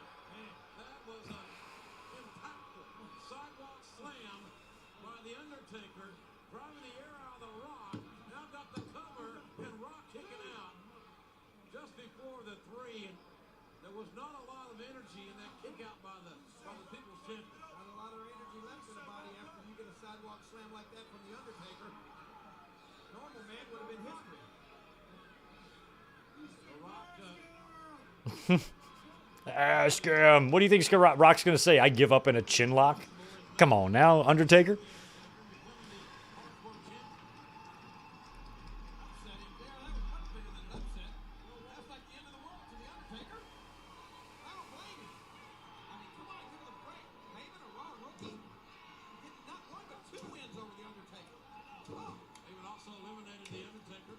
the Royal Rumble, which the Undertaker probably will never forget. Quite frankly, the beating It'd be cool to see Maven do a run in here. You know what happened at Royal Rumble? And then Rock mouthed off about it. That's why we're here tonight. shot right to the head by the Undertaker. Measuring those kicks. And I'm wondering, too, like, I feel like the roster, like the locker room when the NWO came in at this time, you know, we're probably going to want to go out there and make sure they're putting on the best matches possible just to show these guys, like, we don't play games over here. Like, this is serious shit. You know, you're going to come in here, you know, Scott Hall, you'll probably be all right, but Nash and Hogan, you know, working your styles, man. Like, you can't phone in matches over here. And I feel like they were there to send that message at any cost. Fighting against those guys for so long, and now they come in. It was probably weird. I remember being Undertaker is all hung up funny here. Finally, Jesus. I remember having definitely mixed feelings about it. I'm like, on one hand, it's very cool. On the other hand, I'm like, is this what we want to be doing?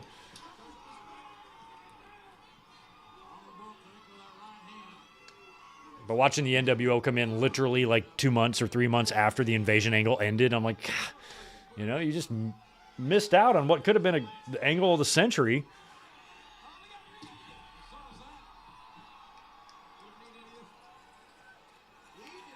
If the NWO and Goldberg and Ric Flair and all those guys would have been available for the invasion, you might have had something.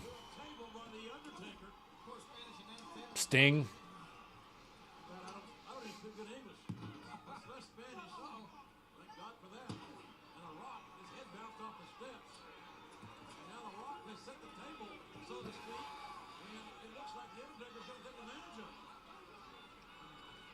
Looking at that like a big buffet table, wasn't he? More like you were looking at a buffet table. Oh. Brock got taint dropped right there on the barricade. At least that top part of it is padded.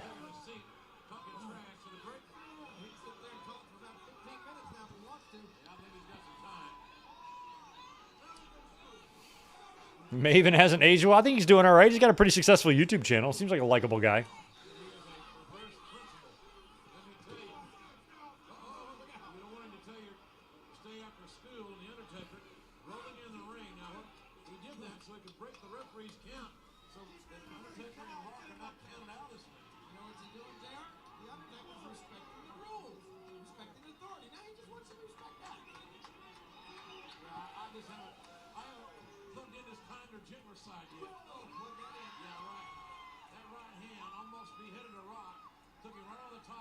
It's crazy that we're only, what, 4 or 5 months, probably 5 months removed from 9/11, too. It's all still super fresh. The building is still smoldering, you know?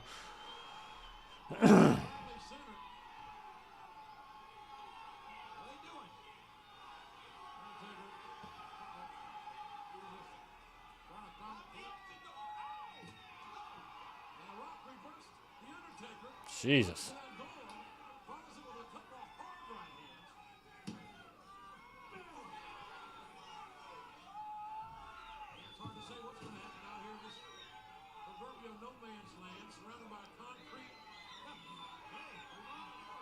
Yeah, I wouldn't want to fight in a room with tile walls and a tile floor. That is super, super gnarly. That's what they should do, do a tile floor and tile room match inside the tile box.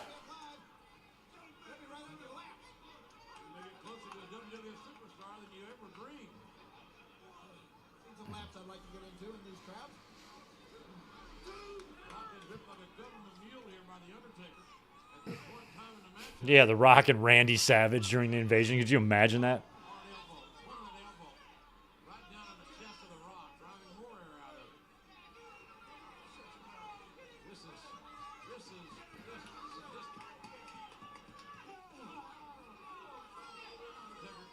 Macho, if that is your real name. What is it again? Do you told me I'm supposed to snap? You're supposed to... It doesn't matter what I'm supposed to snap. Something like that. How about instead of a Slim Jim, The Rock just snaps your neck, jabroni? I don't know. Things like that.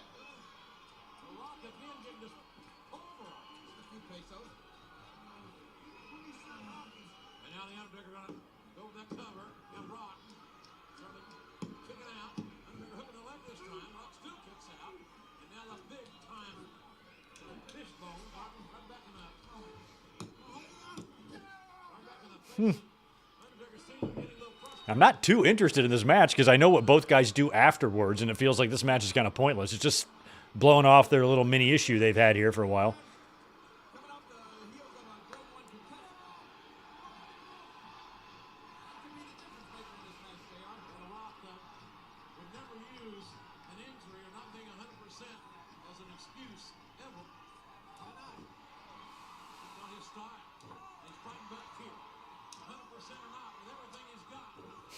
Taker is stumbling. Boom.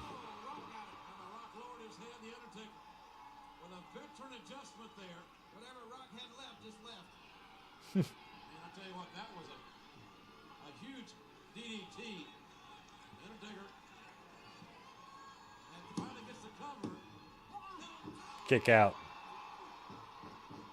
Taker is throwing a tantrum.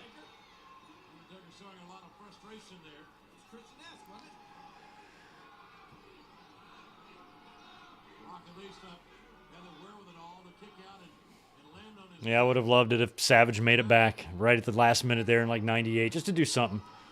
But yeah, he was going to be limited.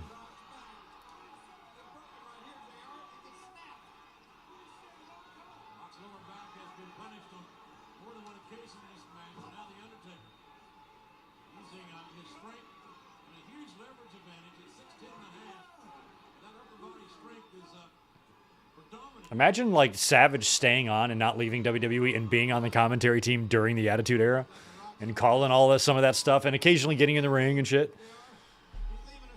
I thought it would have been cool. Referee Mike Chioda checking the Rock's arm. Hanging in there. Old call is to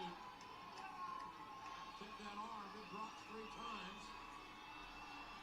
That's his stop. It didn't drop it. Dropped once. Fucking bear hug. Jesus. Has his post right in the sternum, squeezing the lower back.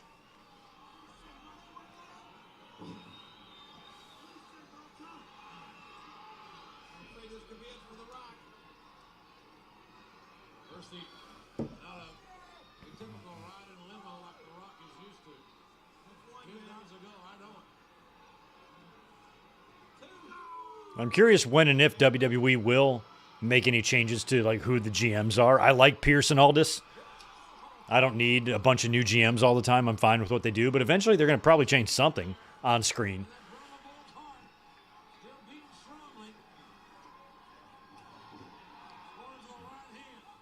That might be all The Rock can do right now. Just fight with And I think it would be a good role to hire, like, you know, maybe a retired wrestler to do it. knocking down the Undertaker, but The Rock is down as well. That'll buy The Rock some time, though. Just a little time to recuperate. R&R time.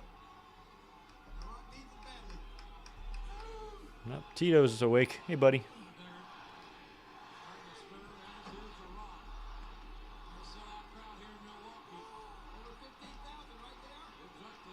They're trying to pump some life into The Rock. They want to see him lay some smackdown. 15,235. 15,235. Good crowd there. As The Rock walks right into a right hand, responds, and The Rock was home. But I don't like The Rock's chances in a fist fight for The Undertaker in the condition The Rock's in now. But he keeps fighting back. I don't think The Rock believes my analogy. I don't think he does either. Now Stinger. Oh, Rock nips up as he just hit the DDT. Is he going to hit the Rock bottom for the win? Nope, spine buster. He's not going to win with the people's elbow, is he?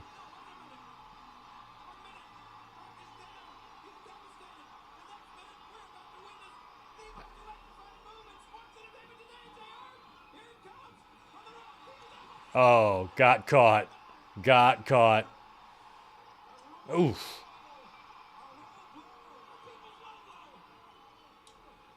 And the Undertaker got kicked right in Death Valley there. And The Rock. Now what? Laid some serious smackdown on The Undertaker. Trying to check him into the old smackdown. What is the finish going to be? And now The Undertaker. Choke slam. I feel like Taker's going to try to cheat with a chair or something. But The Undertaker, after that low blow, Was wondering if the Undertaker was going to make a recovery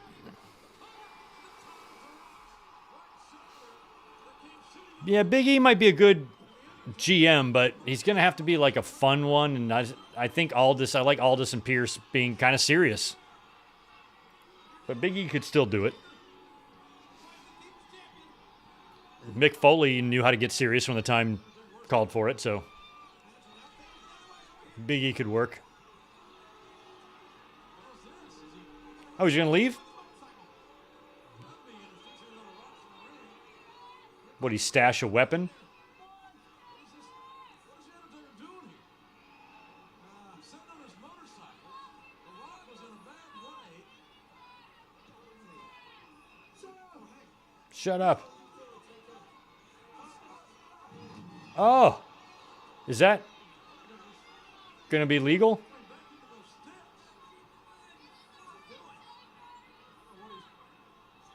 Oh, there you go. Took him. I love that he couldn't get it out. And he hits Rock as a lead pipe cinch. Now The Undertaker's going to win this damn thing. Well, how can he win when he just shoved the referee down? Oh, here comes Ric Flair. Okay, so here's how the Flair stuff starts. Oh my God, Flair's going to punch him.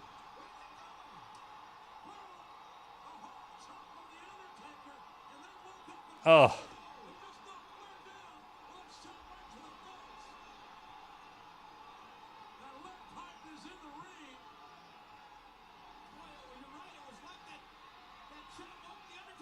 Oh.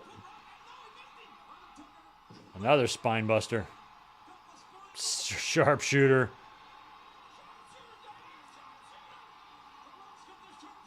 Is the ref just going to call for the bell because he... Nope, he's checking Taker.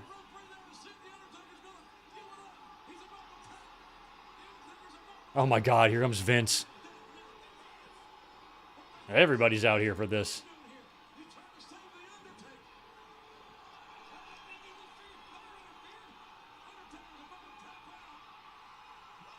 Oh, and in comes Vince.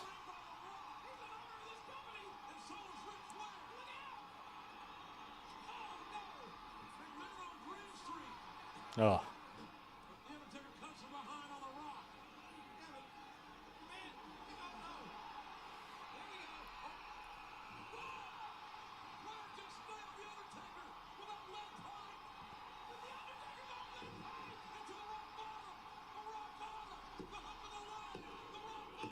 And didn't he beat him with the nightstick at Survivor Series 98, right? What is it with these two? So Flair and McMahon were all out there. They just had that match at the Royal Rumble the previous month.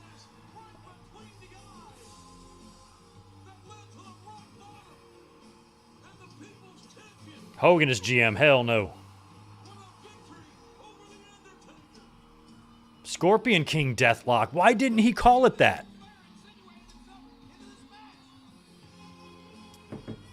That was a missed opportunity all them years ago. Scorpion King Deathlock.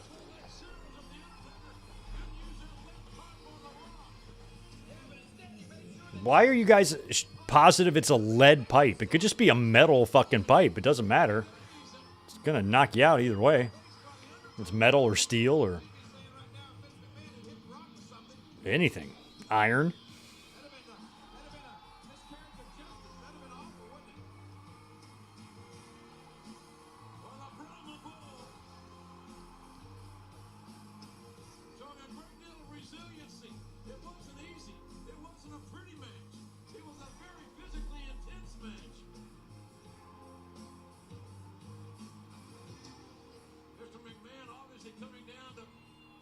Now, I guess we're going to get Triple H and Kurt Angle on the next one.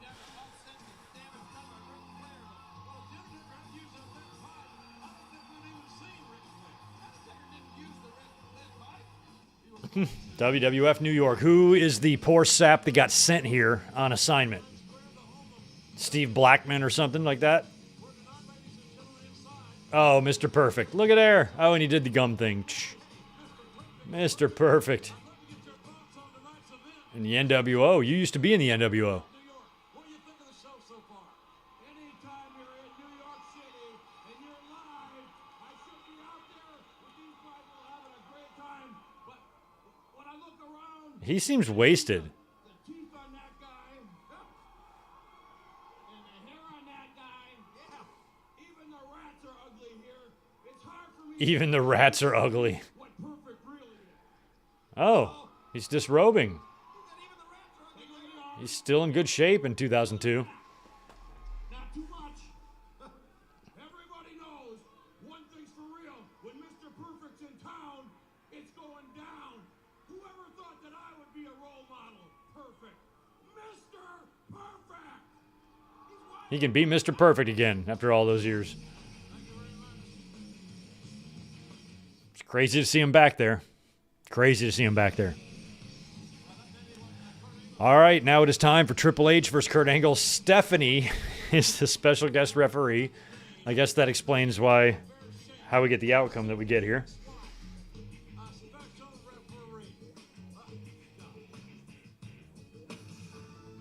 Yeah, Perfect could have gone back to being an executive consultant like 1992.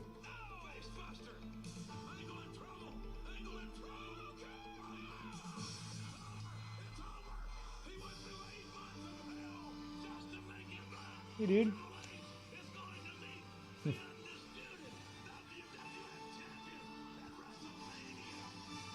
That was my Royal Rumble. It was my only chance at winning it on my first try, and I will never forgive Triple H for that. Yeah, I guess that was his first Rumble, wasn't it? I'm stronger, tougher, Yeah, because he was the champ in 01.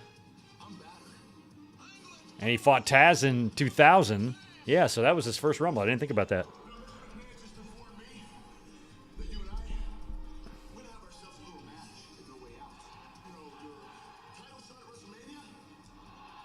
How many times in history has the WrestleMania title shot been on the line in the February pay-per-view?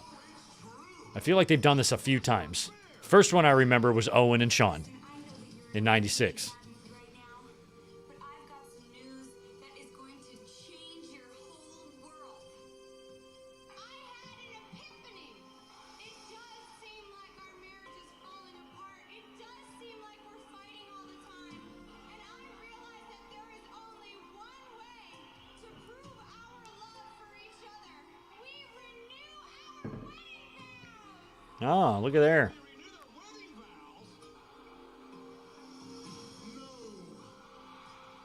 No.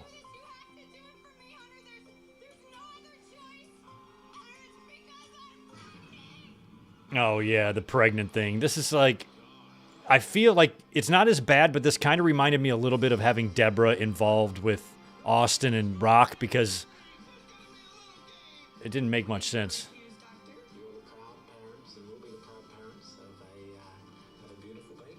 Of a beautiful baby.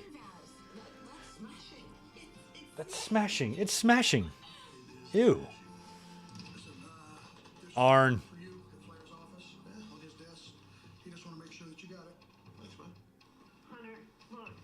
I love how we hear Linda somehow on the phone. So stupid. We were just talking about those weddings just a little while ago, weren't we? Oh my God. Hunter, I am so sorry. Stephanie's been lying to you. She was never pregnant. She was never pregnant.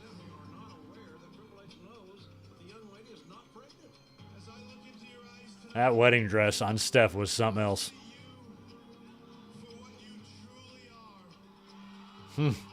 They know. Look at her.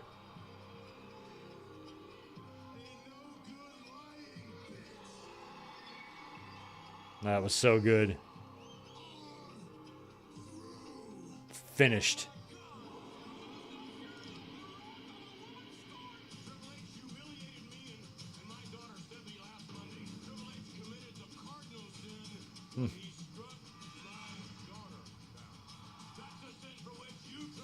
The back of Stephanie's dress looks like Jeff Jarrett's gear.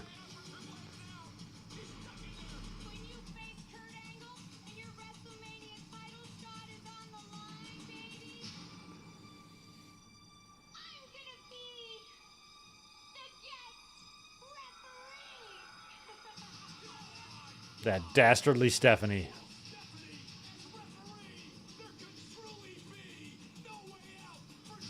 Steph was a demon. The roar was great. I always loved that. Stephanie was so good. She was such a great on-screen character. I thought it then, and I think it now. Like, for Vince putting his family out there, at least Stephanie and Shane were entertaining as all hell most of the time. Shane overstayed his welcome here and there. Stephanie arguably did too during the Authority days. But they had some great individual moments. Shane diving off stuff and Stephanie just being Stephanie.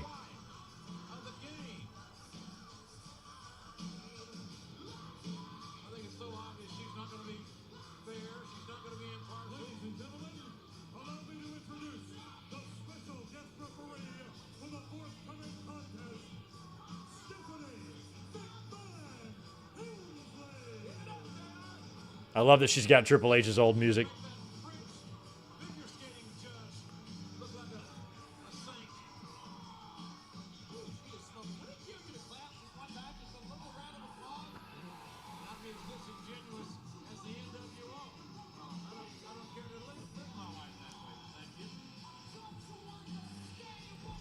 Is she giving Howard a hard time? Don't slap him.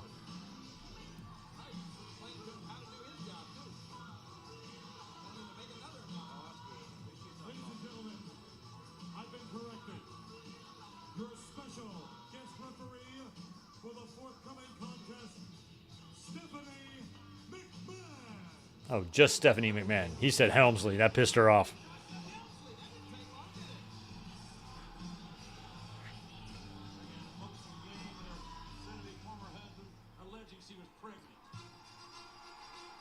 comes Angle. Were they doing the "You Suck" yet? Guess I'm about to find out.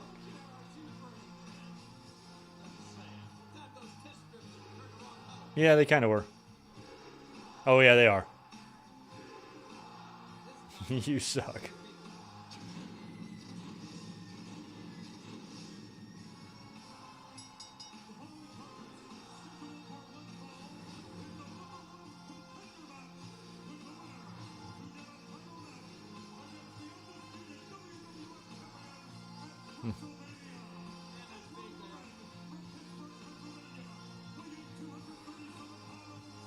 I was upset that Angle turned back into a heel. I liked him as a babyface there in like late 01.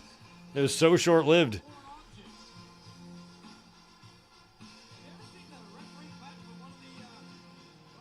Look at Stephanie looking. Whoa, wow, look at you jump up and down. Wow, very impressive. You can jump. Look at Stephanie. You're a big boy, aren't you?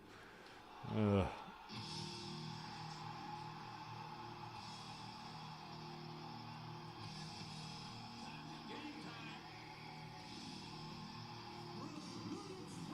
And here comes our 2025 WWE Hall of Fame headliner. An extremely jacked Triple H.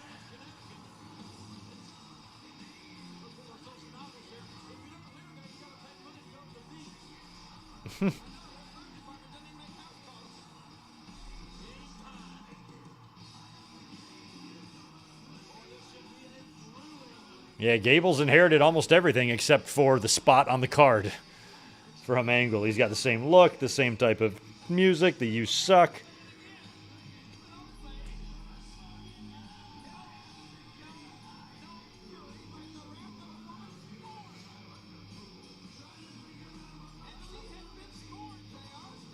Stephanie's been scorned. Don't scorn Stephanie. That's almost worse than being besmirched. Both are very bad.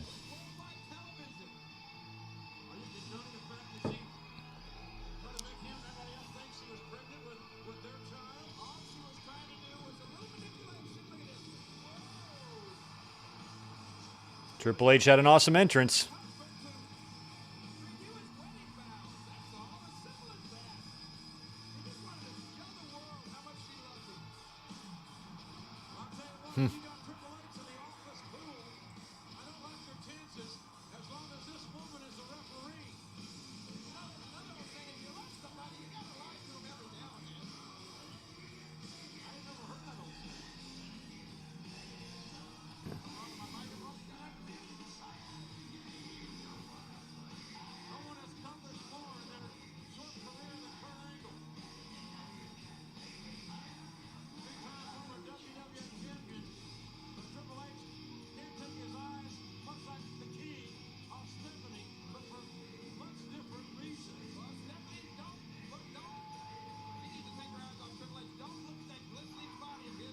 Don't look at that glistening body of his. He is so huge here.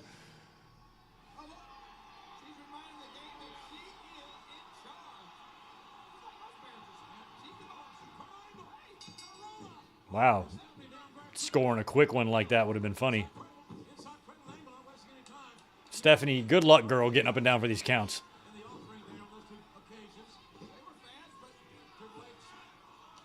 She's a crack whore. That's great. Stephanie might be a lot of things. I don't think she's a crack whore. It just seems unlikely.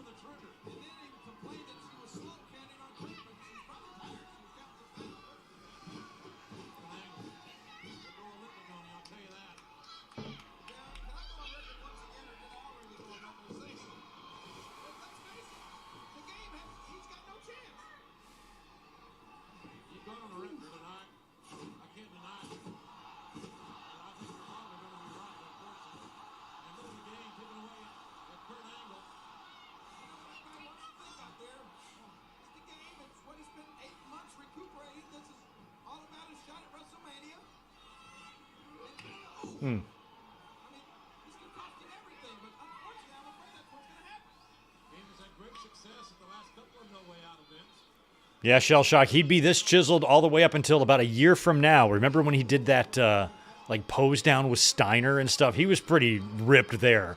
And then it was like almost immediately after that, it all went away because he got hurt and he lost everything. Probably got off the juice. And by the time you got to September of 2003, he was, I dare say, pudgy. He lost all his just shreddedness. It all went away. And he just had two big pecs and then just a gut.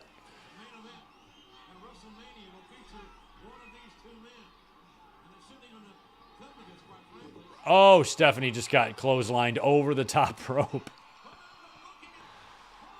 That's awesome.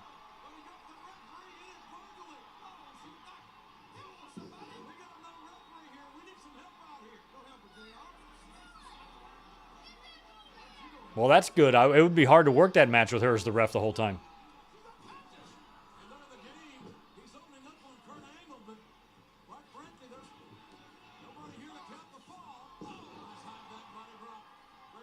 We got 3 referees here.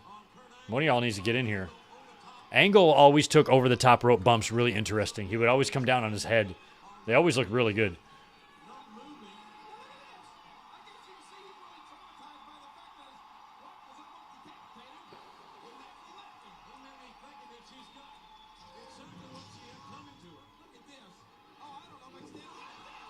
Stephanie with a good bump there. I think Luger will go in. They'll put Luger in. They did a thing on him. They did a whole network special on him. I think they're over it. And plus, it's Vince's problem with Luger. I mean, obviously Luger's connected to the Elizabeth, death, but they've still interviewed and put Luger on TV. They're not ignoring him, pretending it doesn't exist. I think he'll eventually get into the Hall of Fame. So will China.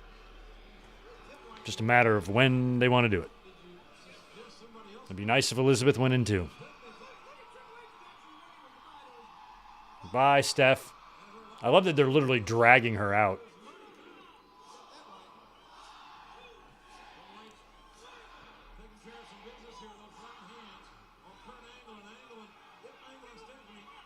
I could see WWE putting in Jim Cornette this year. I could see them putting in Cornette this year. I could.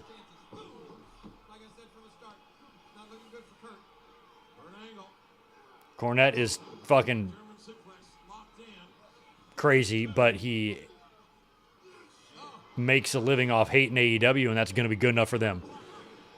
So they might have stayed away from him in the past, but I think they're probably more open now to putting him in than ever.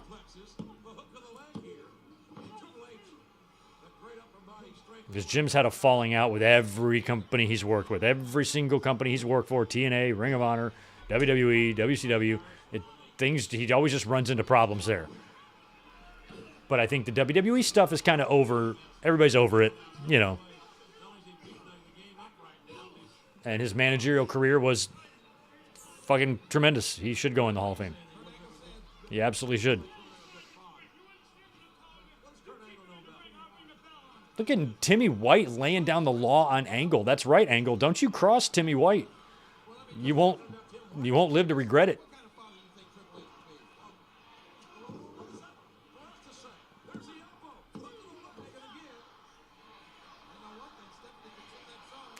Yeah, Ben Cornette, Midnight Express could go in as well if they're not yet already, but I wouldn't buddy up Cornette with anybody. I'd put in Cornette by himself. Using his body of work as a manager is all you need.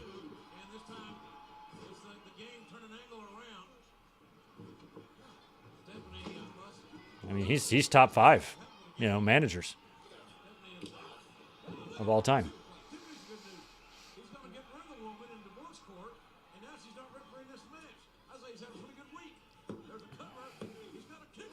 I really wanted Sid in when he was alive. It sucks that it's going to have to be posthumous induction for him. That sucks.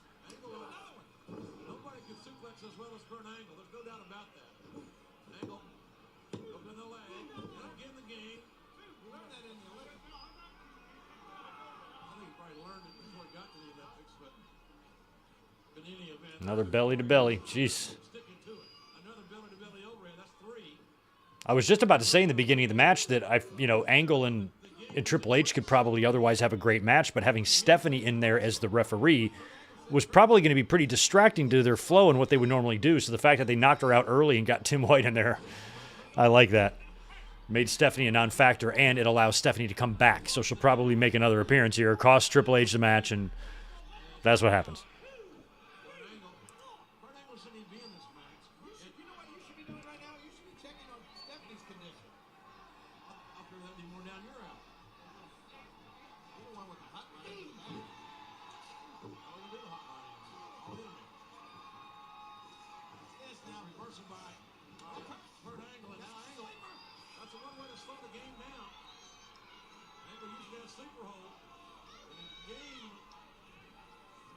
It's crazy that Brock Lesnar has not even debuted yet, and yet he would main event the next year's WrestleMania. How nuts is that?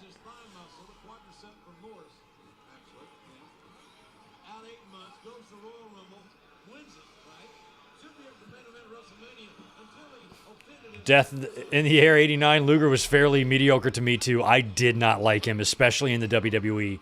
He was getting in the way of Bret Hart, and it was pissing me off. So I was always pretty hard on Luger, but also I didn't love him much in the ring. I much preferred him in the NWA. In some of those early days, I remember liking him for sure. But after that run, anything he did in WWE, and pretty much everything he did in WCW after that, I didn't love. I liked when he beat Hogan on Nitro. That was cool and everything, but Luger was just never anywhere close to one of my favorite wrestlers. Not even in the fucking same book.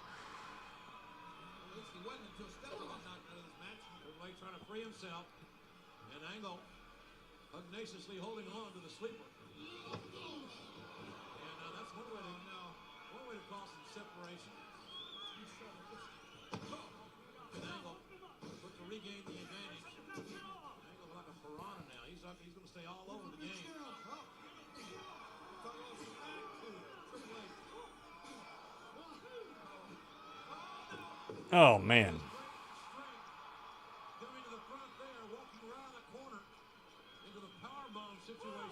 It's like, Triple H, you missed all of that invasion stuff, man. You missed everything. You missed all the fun.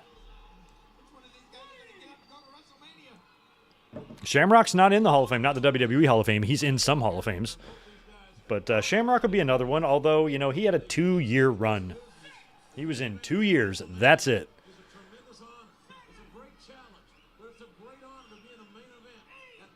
But he still had a memorable run. Yeah, I like Metallica. I liked him back in the day.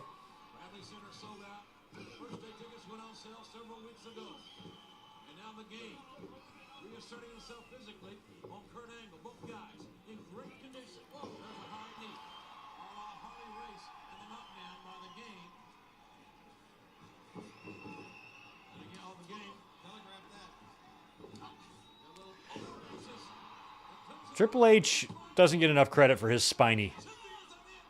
He's got the Arn twist on his.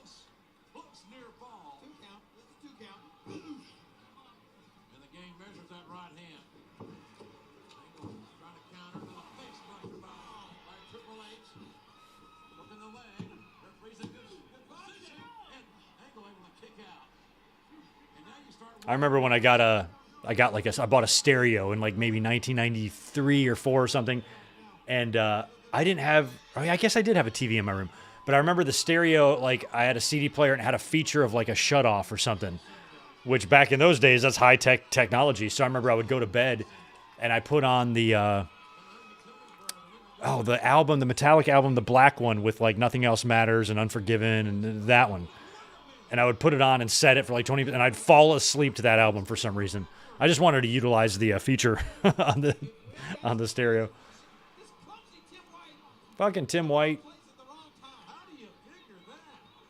And it's going to be a Triple H match, I think, right? That's going to kind of put an end to White's ref career.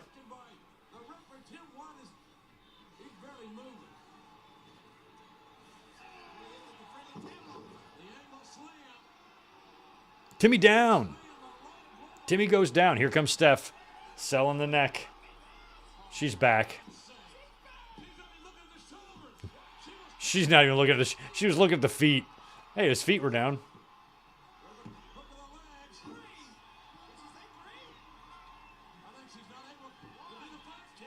She is a terrible counter. Stephanie is terrible at it. Count quicker. Yeah, that's what I'm saying. Count quicker.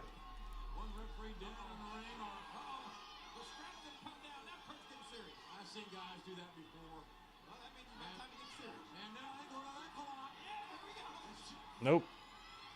Oh, Steph gets smushed again. Poor Steph. Rough day.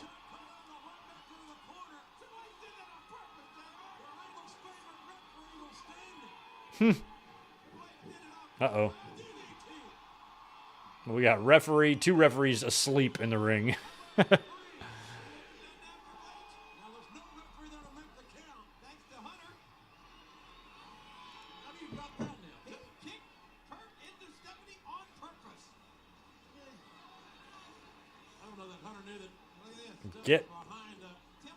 I feel like Tim White's going to go down again. Yep.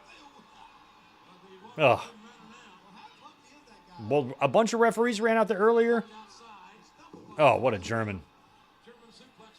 What a German.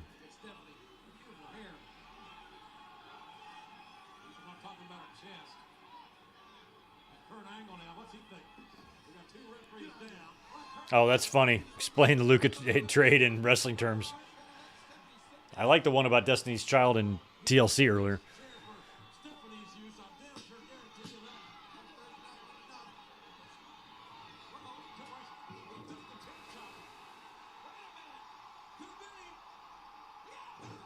Pedigree. Now Tim White's going to get up now.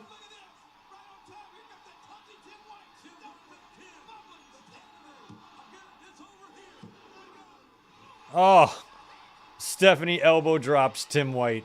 Is she going to put him in the sharpshooter? What is she doing? Sharpshooter or just kick him? Oh. God, Steph.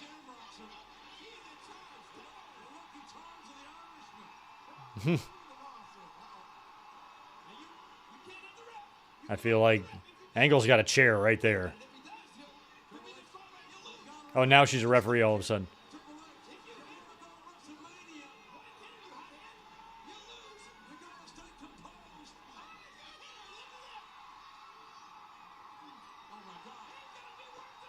Oh, wow. Oh. Oh, my God. Right to the face. This has got to be the finish.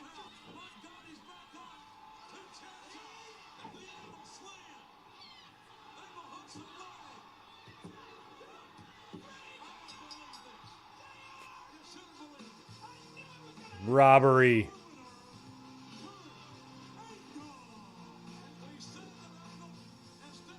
So there must be some sort of a rematch or something. How does Triple H get the match with Jericho?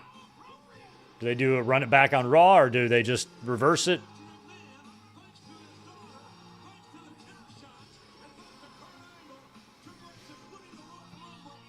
JR said Tampon Tim. I missed that.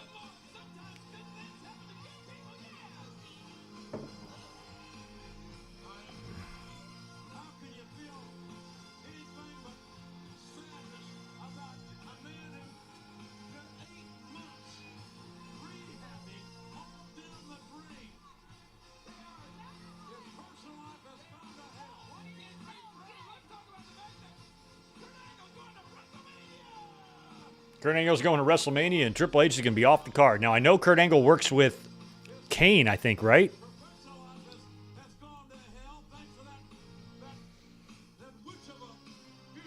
That witch of a woman, that witchy woman.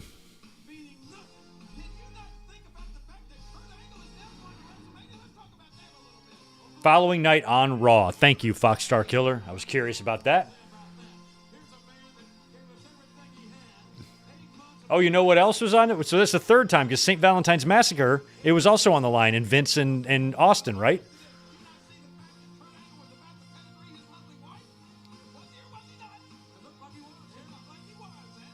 Austin put up his WrestleMania title shot in a match.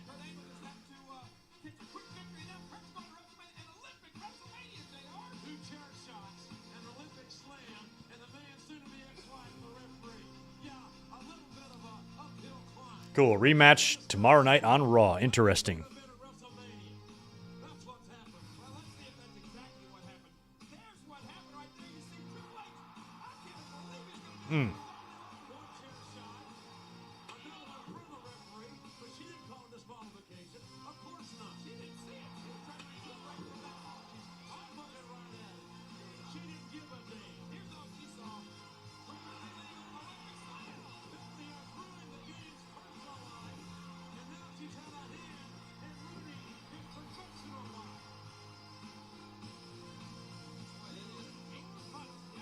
Don't worry, Triple H.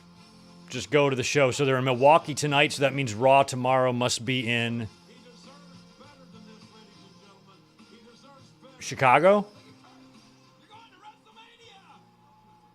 Could be Chicago. Or like Minneapolis.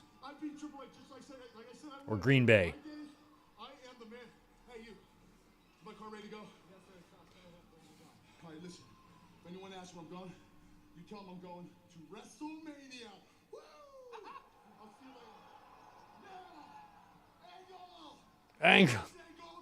Maybe he's driving to Toronto. He's not even gonna take time to shower. Yeah, he's just going. Did you get your bags or something? That's just a little bit of pain. Oh yeah. Come on, guys.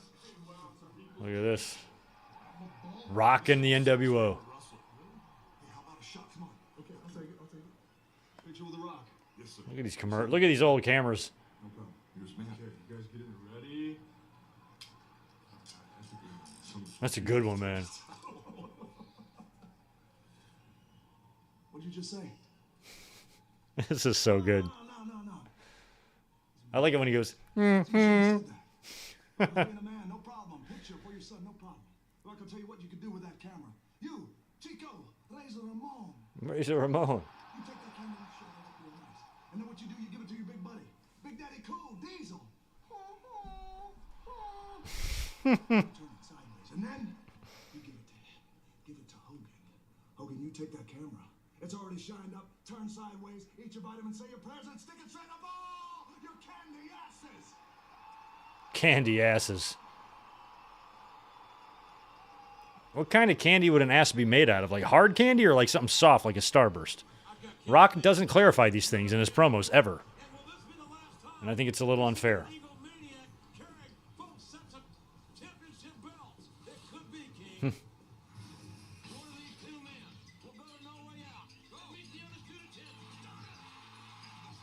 That match I might have been at. That was in Richmond.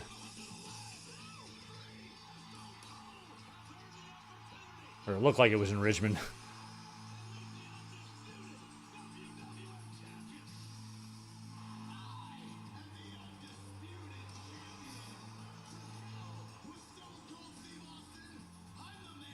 So not only did Jericho beat Rock and Austin in the same night, he then beat him on back-to-back pay-per-views?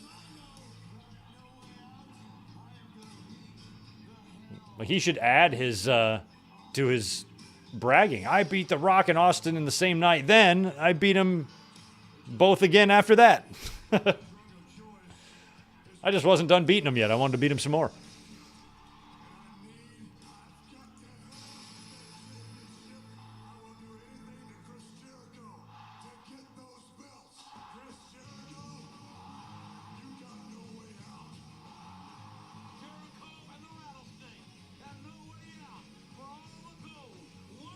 Now, they had also wrestled, well, I guess that was a three-way, right? Didn't Austin wrestle Benoit and Jericho at King of the Ring the previous year? And they were babyfaces then, so then things have changed a lot in a short amount of time in the company during this time.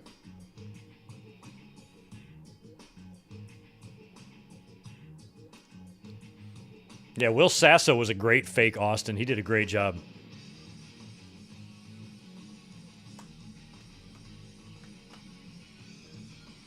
I still don't know if this is the actual pay-per-view theme or what.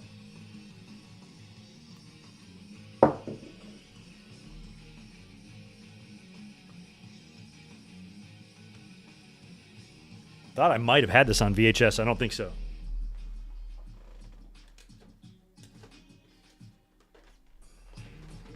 I've got this No Way Out, whatever this one is. That might be 2001. Yeah, 2001 on that one. And then I have this one. 03, the next year's. So I got 2 No Way Out VHS.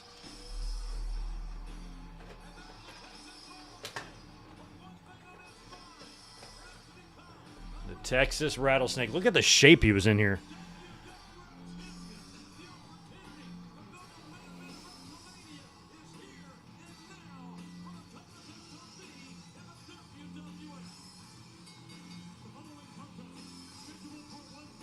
And he would go into WrestleMania not in the main event. That was kind of wild.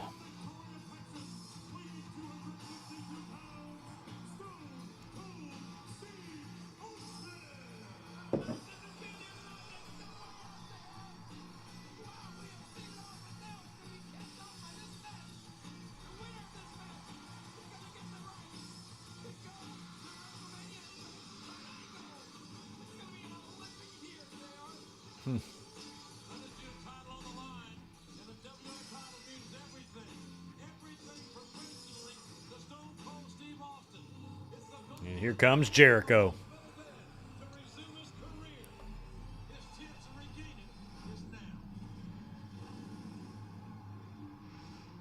I still like his original, but this version was also kind of cool. His Titantron, anyway. And I like how they just play it right on the truck.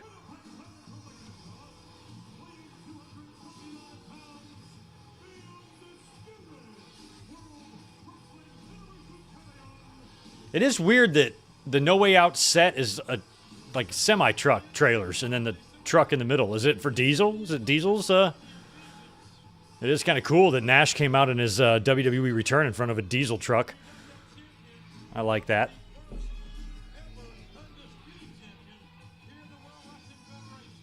Yeah, I knew that he went back. He dropped the Disturbed theme right after right after Survivor Series, I think, when he went back to being a babyface.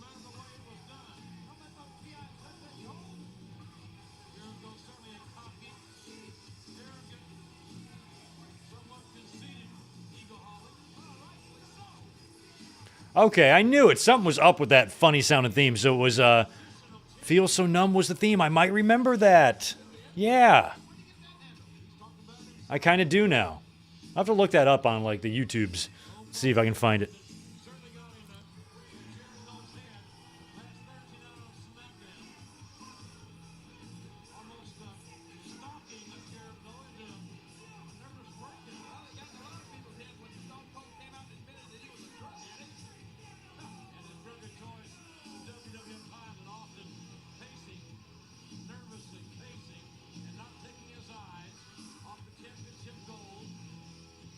Last night, our Royal Rumble stream, it got blocked because during the watch-along, I had the volume too loud. But usually what I do after those is I crop out the watch-along part and just leave the review up.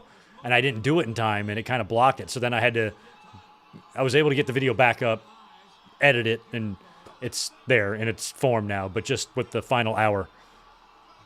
But it was missing on YouTube for about 3 hours while I worked all that out last night.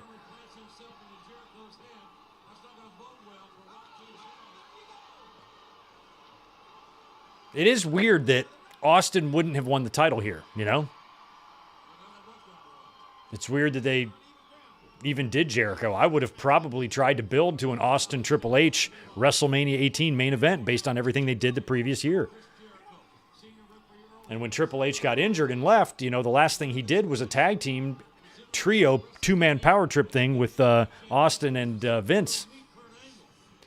And so when he came back, it seems like Austin should have been in the ring with him that night in Madison Square Garden, not Kurt Angle, but they also were going to bring him back as a babyface, and then Austin is just back to being a babyface, and so now they went from both being heels to both being babyfaces. It would just be hard to execute, I guess.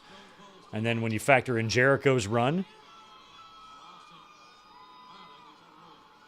it kind of put Austin, you know, on the back burner. Rock kind of would have been too, but he had that epic match with with Hogan. So Austin, that's kind of all how Austin got pissed. Jericho's running.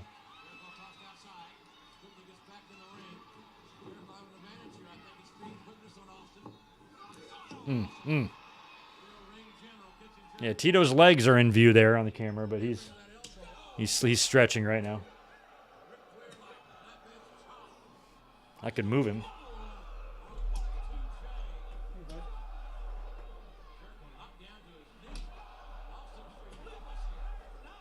Nope, still can't see his head.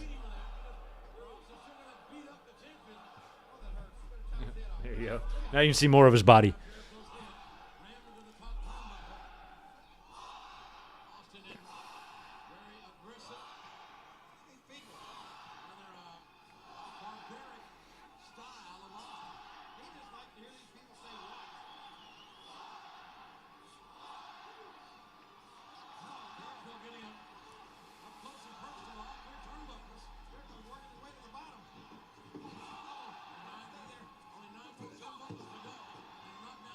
I think the only match where nobody is still active was the last one, Angle and Triple H. I think Angle's officially probably out of the ring.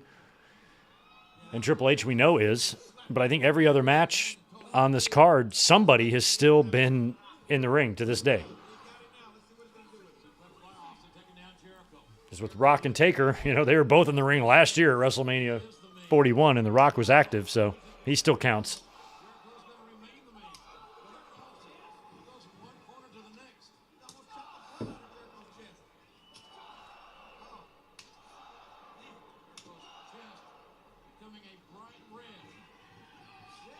Nice neck breaker.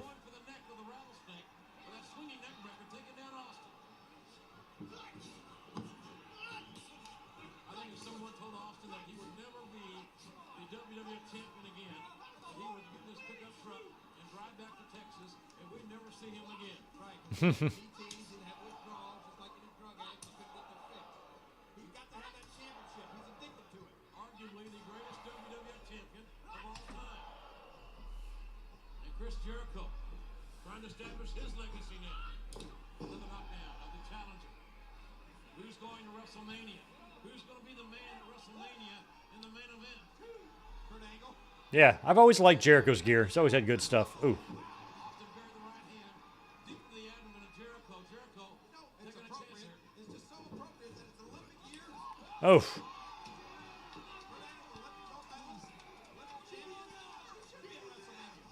It is crazy how things change so rapidly in 01 and 02.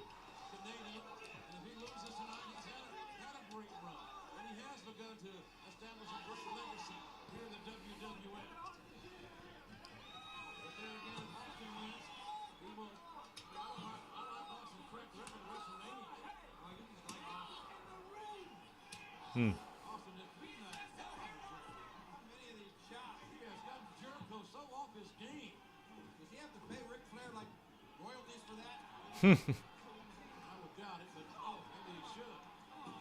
Austin using those blocks, those shoulder blocks. Driving that shoulder into the abdomen of the Undisputed Championship. God, we're only, what, 2 months into the what's? And we're already over it by this point.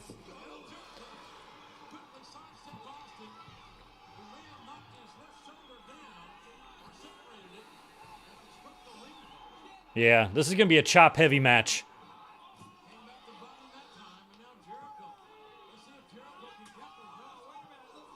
This is not going to be Will Ospreay versus Kyle Fletcher, that's for sure.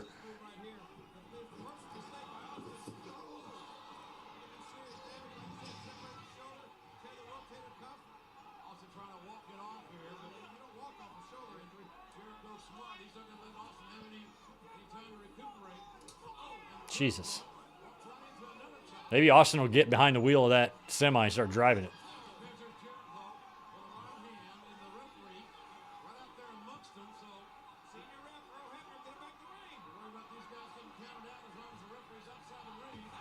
Jesus. I feel like those are the real trucks. That's not a set. Like, they brought trucks in here. Just set them up. Like, let's just use the truck as a screen. It's white.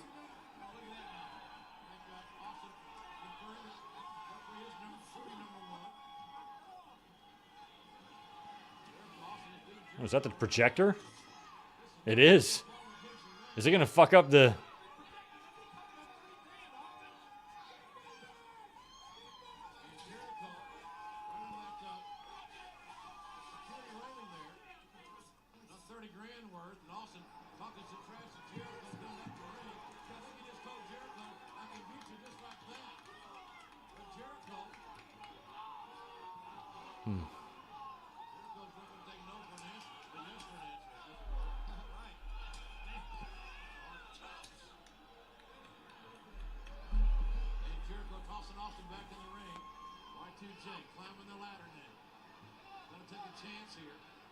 Oh, Jericho. Nutted. And I'm pretty sure I remember how this ends.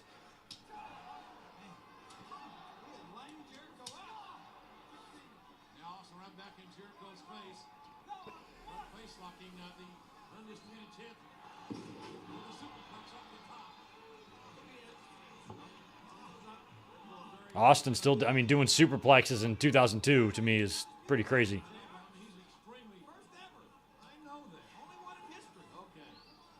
I don't think that's a move he would have done in 98. That neck surgery really helped him.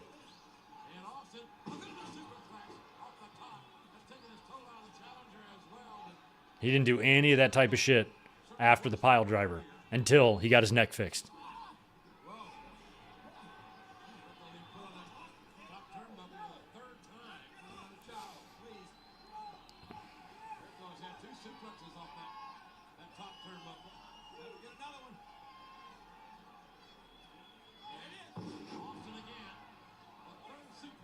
I mean, the projector concept, I think, is what they were just doing with the Trons. Normally, there would be a screen there, but the projector would probably be behind it where you wouldn't see it.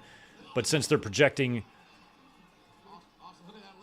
onto the bed of a truck or the side of a truck, they'd have to put them out in front. That's my guess, anyway.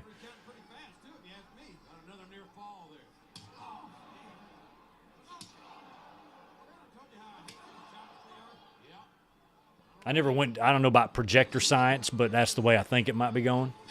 I never went to projector college. I did buy several weeks ago. I haven't even set it up yet. I bought a green screen. Thought I might want to start playing around with that because I'm probably going to be moving out of this house later this year. So my next room, I don't know what kind of space I'm going to have and stuff. So I thought I'd test around with that, see how it looks. But I haven't even set it up yet. I bought it like weeks ago. A nice one, too.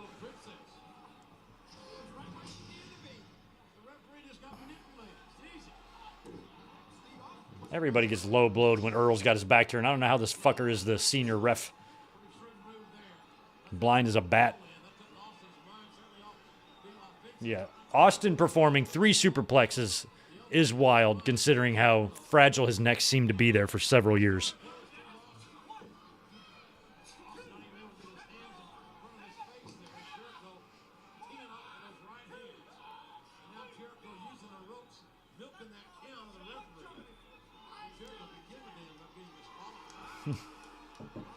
I'm still the champ.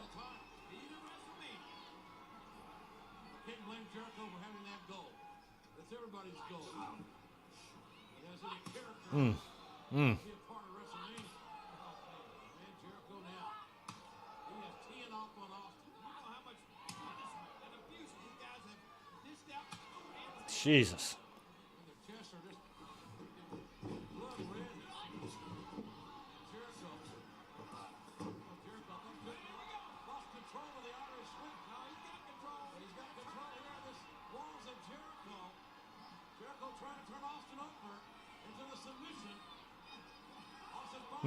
Oh.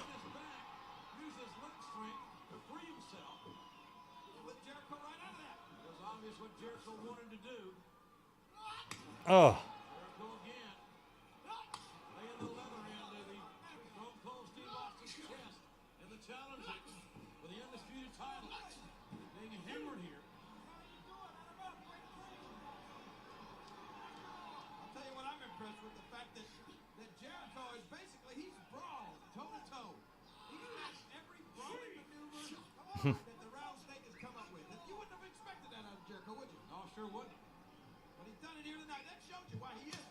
Jesus. This match is not very good. The superplexes were cool.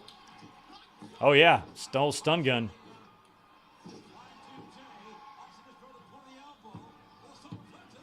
The solar plexus. Undisputed champion. I think Jericho's foot was off a little too. Whoa. Through the ropes, Austin goes. Watch your knee braces, Austin. Austin going to the outside. Jericho sidestepped the rattlesnake earlier when Austin's left shoulder struck the ring post. Now Jericho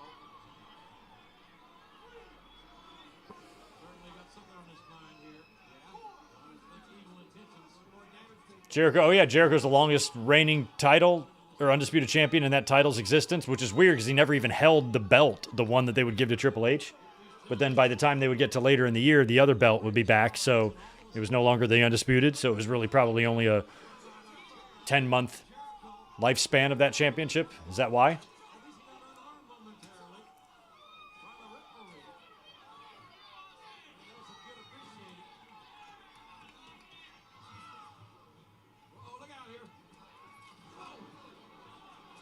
Unless it still counts as the undisputed title, like when Eddie had it.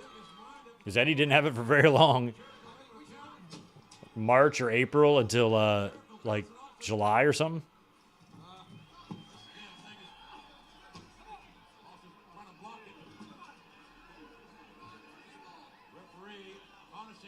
Adios, Ryan Dempsey.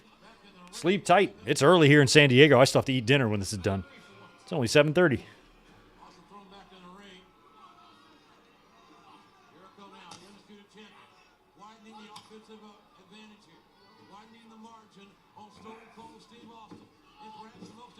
In Stone Cold's career.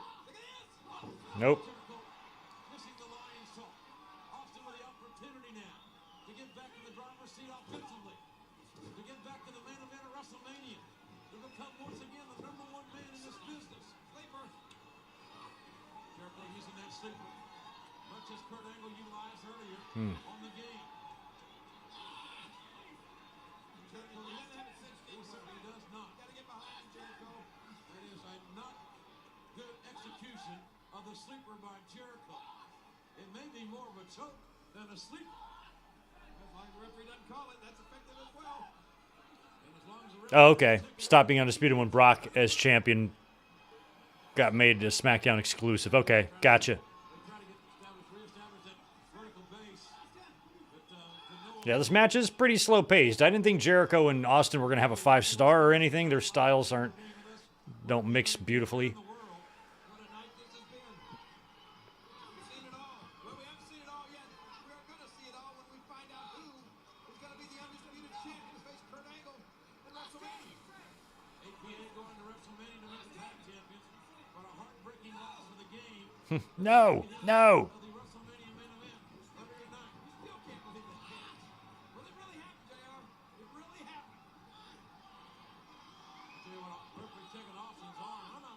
I'm not so sure this has not been a Austin is not down. He's touching his face with the other hand while the ref's checking. Austin fighting back with those right hands. That brawling style that brought Austin to the dance. Oh, he's got to use it. Wow. Jericho made a mistake there. And now Austin trying to turn Jericho Turning him over. into the walls of Jericho. See, Jericho trying to do the stunner. Austin trying to do the walls. Now he's going to slingshot him. Austin catapulting Jericho face first to the top turnbuckle. Austin's doing slingshots and superplexes. Up, missed a stunner. Connects with a clothesline instead. And another. And Austin now beginning to build seemingly a little momentum here. Oof. Jeez. That was a spine buster. Again, you can look at this match in a lot of ways, but I don't think Austin's ever had a more important match that gets him the title and the shot at WrestleMania. All in one shot here. This is the biggest match either one of these guys ever had. The power slam. He caught Jericho bit it out. Nope. The three. Was it a three? It looked like a three. Maybe I just wanted it to be a three. Yeah. Maybe I think JR wants his match to be over.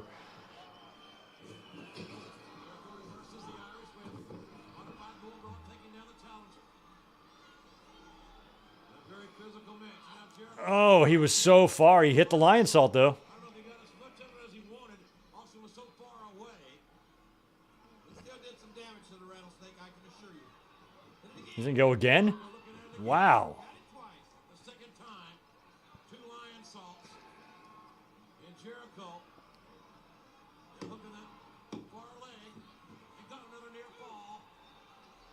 Austin barely able to kick out. You can tell Austin's tank is getting near that E mark. Oh, yeah, I forgot about those what signs. They're all out there, too.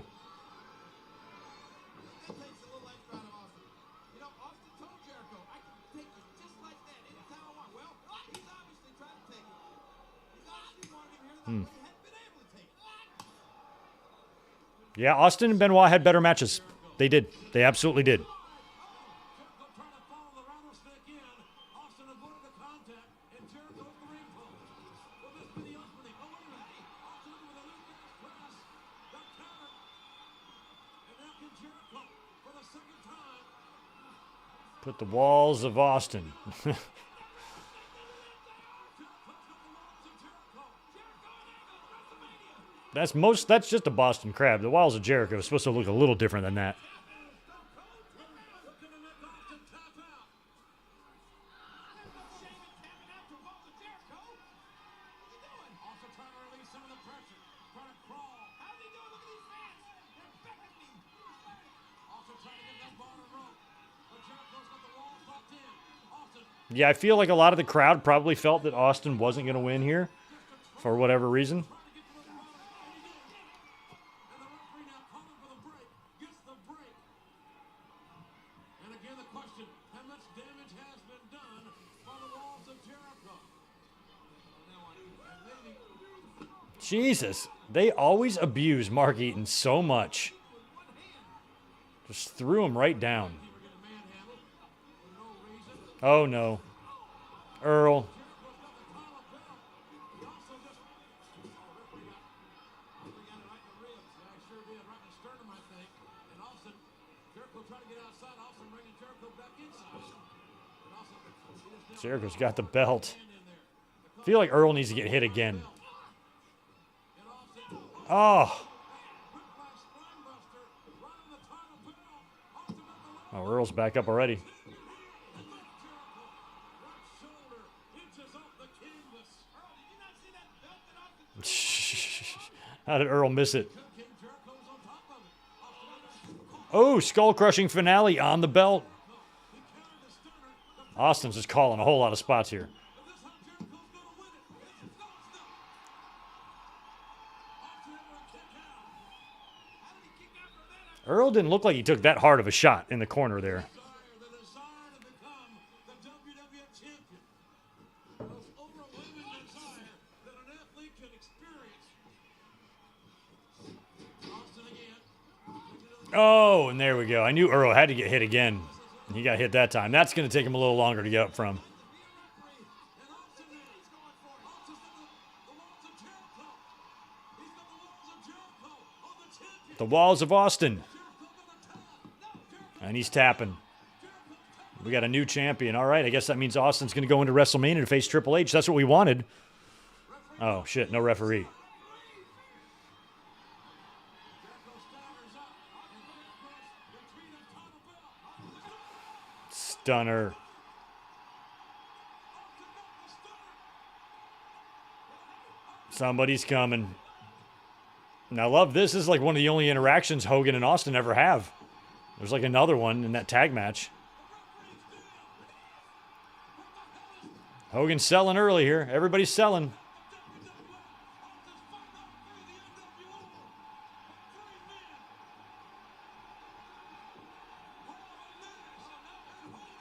Hall just tried to stunner Austin.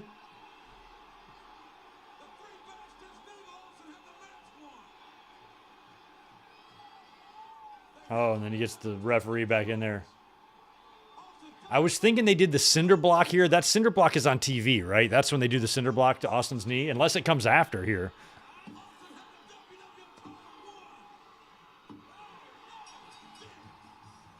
Damn it. The NWO costs Austin the match. The winner of this bout, and still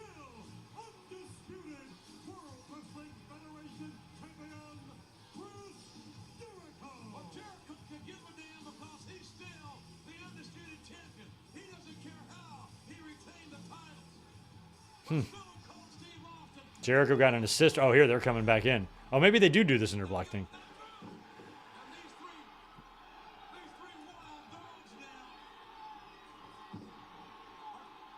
Yeah, more like a diamond cutter. Hey, Dally, is it cool if I use your finish on Stone Cold?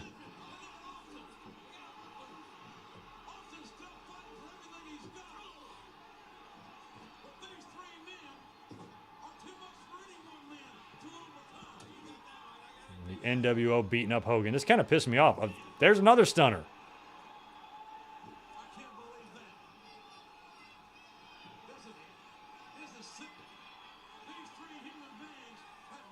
Oh, and they're going to get the spray paint out. These motherfuckers. They showed up on the first night, and they beat up the toughest dog in the yard. NWO spray painting NWO on Austin's back is pretty surreal to think about.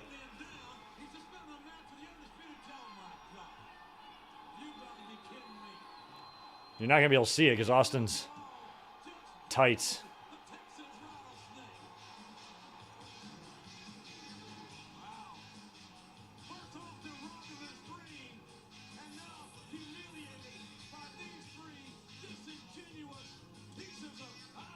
What are they using, by the way? Like, whenever they use spray paint, are they using real spray paint? Can you spray paint your skin? Is that good for your skin? Are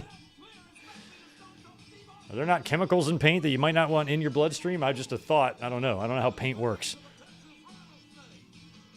And Austin got taken out by that. It's a surreal time, man.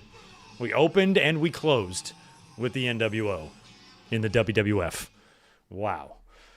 Oh, man. All right. Well, NWO, or No Way Out, 2002 was in the books. We'll do another one here in 2 weeks. We might do a Super Brawl, or we might knock out another No Way Out. We'll check. But 1 week from tonight, we will not be here because it is Super Bowl. And, of course, I'm sure many of us have plans. So no watch along next week. But we're going to be here tomorrow night for Raw. So I think I'm going to do a watch along for that. Most likely. Could do a podcast after. We might do both. We're going to, one or the other is coming tomorrow night. So make sure you're here. Probably a watch along for Monday Night Raw since we haven't done one since the Netflix show. So we'll do that tomorrow, and you'll get some other content from me as well. So should be a big week. Thank you so much for hanging out tonight, guys. It's always fun, and we'll be back here doing it again in 2 weeks' time. Y'all have a great rest of your night. Catch you tomorrow for Raw. Looking forward to it. Peace.